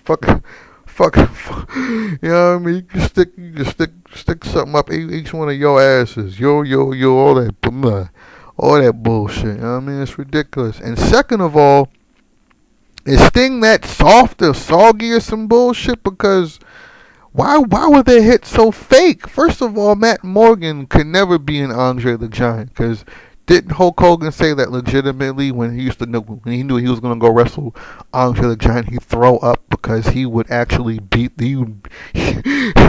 where is born? Let me find out. Andre the Giant was like a 7-foot tall Bruiser the Brody. He would beat the shit. Where is born? A Puerto Rican couldn't even stab him. Excuse me. Couldn't even stab him in the fucking locker room. You know what I mean? We explain the whole story. What the fuck you mean Puerto Rican stabbing people? Bruiser Brody was stabbed by a Puerto Rican in the locker room, and it was ironic because he was 6'7" and got, you know what I mean, and shit. Or was born one of them Puerto Ricans. He was beating the shit out of down in Hector, one of the Colon families. You know, what the fuck? Carlito and Primo and Epico's families. Wrestling promotion in the Caribbeans and shit. You know what I mean? And shit, man. Where it's fucking born. Anyhow, yeah, TNA Impact. Fucking ridiculous, you know what I'm saying? Not even worth going down. I mean, I already aired out certain shit that happened. I mean, I don't think I missed anything. I forgot to smoke. Now I gotta smoke. As a matter of fact, I'm gonna take this smoke break and I'm gonna start up with the next edition of Thunder Starts while I'm at the 252 mark. Good Lord. You know what I mean? Anyhow, yo, download this, enjoy it. You know what I'm saying? Give me some feedback. Let me know, you know what I'm saying, what you like about it, what you don't like about it. I mean, what you like to see about it. What's this guy's name again? Hold up. Who is this guy? Wrestling Prince. Yeah, Wrestling Prince. Dude, I'm looking up on this page, and it says, and I'm looking at the page, and there's like another guy saying my thoughts. I'm thinking, dude, I had Thunder Start since 2011. I can easily post videos from there in this same fucking channel. So I'm like, why are you worried about this? Is YouTube. This is a YouTube video. You can't. I don't think you could, nigga. You all on each one of my shits posting the same bullshit. When nigga, look, if you really looking through what the fuck going on, nigga, everybody doing. Oh, get off. I don't like that, man. I don't like people trying to piggyback. You really got something to say and contribute, you know what I mean? Do that. Don't be on my dick. And I'm not saying you are, but it ain't looking good too far, bro. I'm about to look into this right now. You posting the same comment on each one of my shits and the same bullshit. And I gotta fucking I gotta copy and paste showing how the fuck, nigga, general talk. I'm talking for about 2 hours, 3 hours about wrestling. You know what I mean? I just happen to put the download for this shit, you know what I'm saying, under a YouTube video showing what the fuck, and showing us a video format of it just to make it look cool. But end of the day, it's something you fucking download. I mean, when I get the iTunes for this shit going, you know, what the fuck. Until then, rock with it, nigga. Come on, man. What the fuck. Anyhow, tune into this shit. I'm gonna be going in with next week's edition right now. Kinda catch up and start getting some ads on some commuter vans before my mom kills me. Alright guys, peace out.